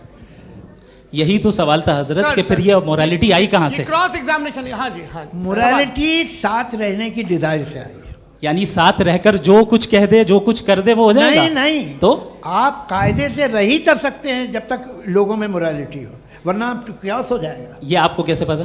जी, हमने देखा ना, जहाँ मोरालिटी का क्यास हो गया, हम देखते हैं। कहाँ पे देखते भाई? तो दुनिया में। आप जो कह रहे हैं, आप कहीं पे अगर गलत हो रहा है तो उसको आप देखिए, आप एपिस्टेमोलॉजी की बात कर रहे हैं, मैं ऑन्टोलॉजी की बात कर रहा हूँ। मैं इस बहस के बाद आप दोनों लोगों को चाय पे होस्ट करूंगा, वहां पे क्रॉस एग्जामिनेशन कर लीजिएगा। अभी ऑडियंस का हक मार रहे हैं आप लोग भाई, सर जस्ट लोग हैं आप लोग। और ये भाई ये हाँ, उधर आएंगे, जी सर आएंगे। अच्छा सर, मेरा नाम लईकुर रहमान है और मैं अलीगढ़ मुस्लिम यूनिवर्सिटी का स्टूडेंट हूँ, और जहाँ तक मुझे पता है कि sir you are also product of Aligarh Muslim University. मैं भी उसी चमन का बुलबुल। हाँ सर, तो बहुत खुशी हुई मुझे जान करके कि मैं आपसे मिलूंगा। सवाल सर, मेरा सवाल यह है, सर सैयद अलैहिर्रहमा का नज़रिया ये था कि खुदा के वजूद को अक़ल के दायरे में रह कर के तलाश करना, न कि पूरी तौर से उसका इनकार कर देना। Sir, how will you define it? नहीं, तो ये तो आप इन्हें बताइए। ये सवाल आपसे, खुदा का वजूद साबित कर रहे हैं, तो सर आपने इनकार कर रखा है, इस वजह से मेरा क्वेश्चन उन्होंने यही एक सेकंड, सर सैयद ने यही कहा ना कि अक्ल से आप खुदा के वजूद को साबित नहीं कर सकते, यही कहा ना भाई। वो उन्होंने कहा कर सकते हैं और वो कर दिया गया आज। वो फोन दो। तलाश करना या साबित करना अक्ल से अक्ल से नहीं हो सकता। अरे सवाल तो सुन लीजिए जी। अक्ल से नहीं हो सकता है, यही कहा ना आपने। अक्ल से हो सकता है। अरे वो यही कह रहे हैं भाई, आप बता रहे हो सकता है, वो तो कुछ और। आप अगर सर देखो नौजवान फोन ले लो, वो इतनी कमाल की यूनिवर्सिटी है। अरे भाई दे दो ना जरा, एक मिनट दे दो भाई, मेरी बात सुनो, माइक पे बोलो ताकि जो लाखों लोग देख रहे हैं। माइक दे दो ना। अरे देंगे ना माइक, तुम ठहरो तो। हाँ सर, मेरा सवाल ये था कि सर सैयद अलैहि रहमा का एक नज़रिया था अपना कि खुदा का जो वजूद है उसको अक़ल के दायरे में रह कर के तलाश करना है, न कि पूरे तौर से इनकार कर देना है। ये उनका कॉन्सेप्ट था। लेकिन मेरा सवाल ये है कि आप इसको कैसे डिफाइन करते हैं, एक्सप्लेन कैसे करेंगे, मैं आपसे जानना चाहता हूँ, क्योंकि you are the product of Aligarh Muslim University. मुझे अक़ल के दायरे में रख के मैंने बहुत तलाश की, मुझे मिला नहीं। हाँ ये इधर वो चश्मा लगाए जो, हाँ उनको दे दीजिए। जी जी फटाफट पूछिए, बस 5 मिनट है, 5 मिनट में खत्म हो रहा है। हाँ अस्सलाम वालेकुम मुफ्ती साहब। एंड मेरा सवाल जावेद अख्तर साहब से। क्या नाम है आपका? अरे भैया सब मुझे पूछ रहे हो। फैज पूछिए फैज साहब। तो मेरा सवाल ये है कि अभी जो एथियस्ट है वो problem of evil argument use कर रहे हैं अगेंस्ट मुस्लिम्स, राइट? कि इस दुनिया में इतना सारा ईविल है और अगेंस्ट मुस्लिम तो यहाँ अगेंस्ट थियस्ट। हाँ थोड़ा सा करेक्ट कर लीजिए भाई, पूरी मशक्कत ही इसी बात की थी कि किसी एक मजहब पे बात न टिके। जी, तो बेसिकली ये आर्ग्यूमेंट ऐसा है कि इस दुनिया में इतना ज़्यादा ईवल एग्जिस्ट करता है और अगर एक ऑल गुड गॉड है तो वो रोकता क्यों नहीं है? लेकिन इस सवाल में एक हिडन अजम्पशन ये है कि इस दुनिया में ईवल एग्जिस्ट करता है। अब एथियस्ट ये कैसे ऑन्टोलॉजिकली प्रूव कर सकते हैं कि इस दुनिया में ईवल एग्जिस्ट करता है? मैं आपको बताता हूँ, थोड़ा सा समझा। नहीं सर, हम लोग इनको सुनने आए। नहीं please don't do that. I want to explain ontologically. नहीं हम समझ गए सर, इनको अब जवाब देने दीजिए। अच्छा सवाल पूछ लो। मैं अभी तक क्या था वो मैं थोड़ा सा ऐड ऑन कर लेता हूँ। तुम गुरु, तो हम जब इसका राउंड 13 करेंगे ना तब तुमको स्टेज पे बिठाएंगे। जी तो हाँ जल्दी से। तो देखिए एथियज्म के हिसाब से सब कुछ रैंडमली बन गया है, सब कुछ एटम्स और मॉलिक्यूल्स है। एक पत्थर में और मुझ में सिर्फ इतना फर्क है कि हम लोग एटम्स और मॉलिक्यूल्स का अलग अलग रीअरेंजमेंट है। अब एक पत्थर को कोई इंसान तलवार से 2 टुकड़ों में काट दे या मुझे, according to atheism it is same. There is no evil and good according to atheism. जी अच्छा, फैज साहब का सवाल ये है कि हाँ कोशिश भी करते तो इससे गलत सवाल नहीं कर पाते। एक लाइफ फॉर्म है और लाइफ फॉर्म में फीलिंग्स हैं, मतलब लाइफ फॉर्म सुनता है, देखता है, टेस्ट कर सकता है, फील कर सकता है। तो उसकी जो क्वालिटी इस बबल में आ गई हैं, वो जानवर में भी है, इंसान में भी है। तो जाहिर है कि उसे कोई तकलीफ पहुंचेगी, तो चूंकि उसके पास वो सेंसिटिविटी है तो मैं करेगा। पत्थर में वो सेंसिटिविटी नहीं है। तो ये क्या सवाल हुआ कि अगर पत्थर को काटा तो पत्थर को तकलीफ नहीं होती, तो आपको काटे तो आपको क्यों तकलीफ हो? बैठ जाइए। जी हाँ अगला सवाल। हाँ पूछे जी जावेद अख्तर साहब। अरे भैया सब आप लोग मुफ्ती साहब को छोड़ रहे हैं, मेरे ही पीछे पड़े हैं क्या? फिर चलो बोलो भाई। You asked how God can exist when children die in Gaza. Huh? You asked how God can exist when children die in Gaza, and you also mentioned the rise of atheism in Europe. But the same events also are leading many atheists and non-believers to turn towards faith. How do you interpret this contradiction, where suffering pushes some away from God, yet brings others closer to belief? देखिए आपको एक बात बताऊं, दुनिया perfect तो कहीं भी नहीं है, हर जगह कुछ खामियां हैं। बेटा 1 मिनट, मैं आप ही को कहेंगे। देखो वो तो कुछ खामियां, कमज़ोरियां, खराबियां सब जगह है। लेकिन अगर देखोगे ईमानदारी से कि दुनिया सबसे ज़्यादा महज़ब कहाँ है, एक आम शहरी को कहाँ हुकूक हासिल हैं, वो बोल सकता है, अपनी मर्ज़ी से काम कर सकता है, अपनी मर्ज़ी से राय दे सकता है, हुकूमत के ख़िलाफ़ बोल सकता है, बरसर इक़्तिदार लोगों के बारे में बोल सकता है, सरमायादारों के ख़िलाफ़ बोल सकता है। तो आपको ये स्कैंडिनेवियन कंट्रीज़ में मिलेगा, वेस्टर्न यूरोप में मिलेगा। मैं नहीं कह रहा वो परफेक्ट है, बिल्कुल नहीं, वहाँ बहुत ख़राबियाँ भी हैं, परफेक्ट तो कोई। लेकिन जिन जिन मुल्कों में, लैटिन अमेरिका देखो, गल्फ़ देखो, वहाँ पर आपको ये ज़रूर है कि रेप नहीं होते होंगे। रेप की ज़रूरत क्या है भाई? उसको तो ख़रीद लो, घर में रखो, सड़क पर रेप करने की क्या ज़रूरत है? मगर सुनिए, मगर हकीकत ये है कि वहाँ शख्सी आज़ादी राय देने की, बोलने की नहीं है। जी, ये एक आखिरी सवाल मुफ्ती साहब से। हाँ मैम, इनको माइक दीजिए। शुक्रिया। मेरा नाम मनीषा है, मैं हरियाणा से आई हूँ। मैं मुफ्ती साहब से एक बात पूछना चाहती हूँ। आप बार बार जावेद साहब को कॉन्ट्राडिक्ट तो कर रहे हैं कि आपने ये कहा, लेकिन आप भी अजम्पशंस के बेसिस पे बात कर रहे हैं। आपने खुदा के होने का कौन सा प्रूफ पेश किया है, खुदा की एग्जिस्टेंस का? अब इस सवाल को अलग रहने दीजिए, कौन एथीस्ट है कौन नहीं है। और दूसरी बात जो आपने एक छोटी सी कही थी कि ये फ्री विल का इस्तेमाल करता है इंसान अपनी, लेकिन इस फ्री विल का इस्तेमाल में मतलब खुदा ने ये दे दी सबको ये इजाज़त कि वो कितना घिनौनापन और कितने ज़्यादा ख़राब से ख़राब तरीके इस्तेमाल कर सकते हैं। जवाब सुनते जी। आप फ्री विल को मानती है ना, या अब कहती है कि फ्री विल नहीं है ना, मानती है ना? तो अब आपके पास इसका कोई एक्सप्लेनेशन नहीं है कि अगर एक इंसान उस फ्री विल का इस्तेमाल करके गलत काम कर रहा है और बच के अच्छी ज़िंदगी गुजार के निकल जा रहा है, उसका कोई रिकम्पेंस नहीं है। हमारे वर्ल्ड व्यू में जो इंसान गलत काम कर रहा है उसको भी रिकम्पेंस यानी उसका बुरा बदला मिलना है, और जो सही काम कर रहा है उसको सही बदला मिलना है। लिहाजा जो फ्री विल है वो इस तरीके से है कि एक लिमिटेड टाइम तक खुदा ने मोहलत दी है। ऐसा ही नहीं कि छूट दे दी, जो करना है करते रहो हमेशा। वक्त आएगा जब एग्जाम का टाइम खत्म होगा तब रिजल्ट आएगा, दौराने एग्जाम जबरदस्ती आपको नहीं बताया जाएगा। अरे भाई एक सेकंड, जी एक सवाल मुफ्ती साहब से मेरा, मुफ्ती साहब से जी एक जी, सवाल। हाँ हाँ मैम रुक जाइए, आपसे फोन, आप इसके बाद आपसे पूछिएगा, यहीं रहेंगे वो। हाँ बोलिए। मैं मुफ्ती साहब एक ही सवाल करता हूँ कि अगर जो हो रहा है फ्री विल से हो रहा है और एक दिन बरोज़ क़यामत इंसाफ होगा मैशर में वगैरह वगैरह, तो दुआ क्यों मांगते हैं लोग? दुआ मांगते हैं इसके मतलब है अभी भी उसने ये डिपार्टमेंट रखा है कि मैं रोज़मर्रा की ज़िंदगी में बिल्कुल बिल्कुल ही कैन। तो तुम कैन हो, तुम मुझे नौकरी दिला देते हो, मेरे बेटे को ग्रीन कार्ड दिला देते हो, और 45,000 बच्चे मरते उन्हें रोकते नहीं हो। नहीं तो क्या आप ये कह रहे हैं कि इस दुनिया में जालिमों को कभी पकड़ ही नहीं होती है? अरे जो भी पकड़ होगी वो बच्चे रोते हैं। बिल्कुल, देखिए मैंने अपने ओपनिंग स्टेटमेंट में यही कहा था कि जनाब जावेद साहब सिर्फ इमोशनल आर्गुमेंट देंगे। This is an emotional argument. ये छोटे मोटे इसके पीछे का रीजन मैंने बताया क्या है, इसके पीछे का रीजन क्या है मैंने बताया। मंच से आप लोगों को सज्जनों इसलिए कह रहा हूं ताकि थोड़ा सा आपके कॉन्शियंस पे जोर रहे कि आपको ऑर्डर बचा के रखना है।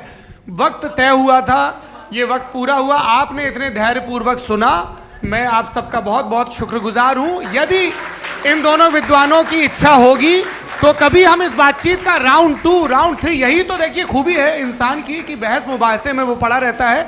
आप लोगों ने बड़े धैर्य का परिचय दिया, बहुत बहुत शुक्रिया। इसी के साथ ये बातचीत यहाँ पे समाप्त होती है। आप लोग को मैं एक बात बता दूं, ये सारी बहस हो गई, अब मुफ्ती साहब और बड़े मुफ्ती साहब इन साथ के साथ मैं खाना खाने वाला हूँ। अच्छा।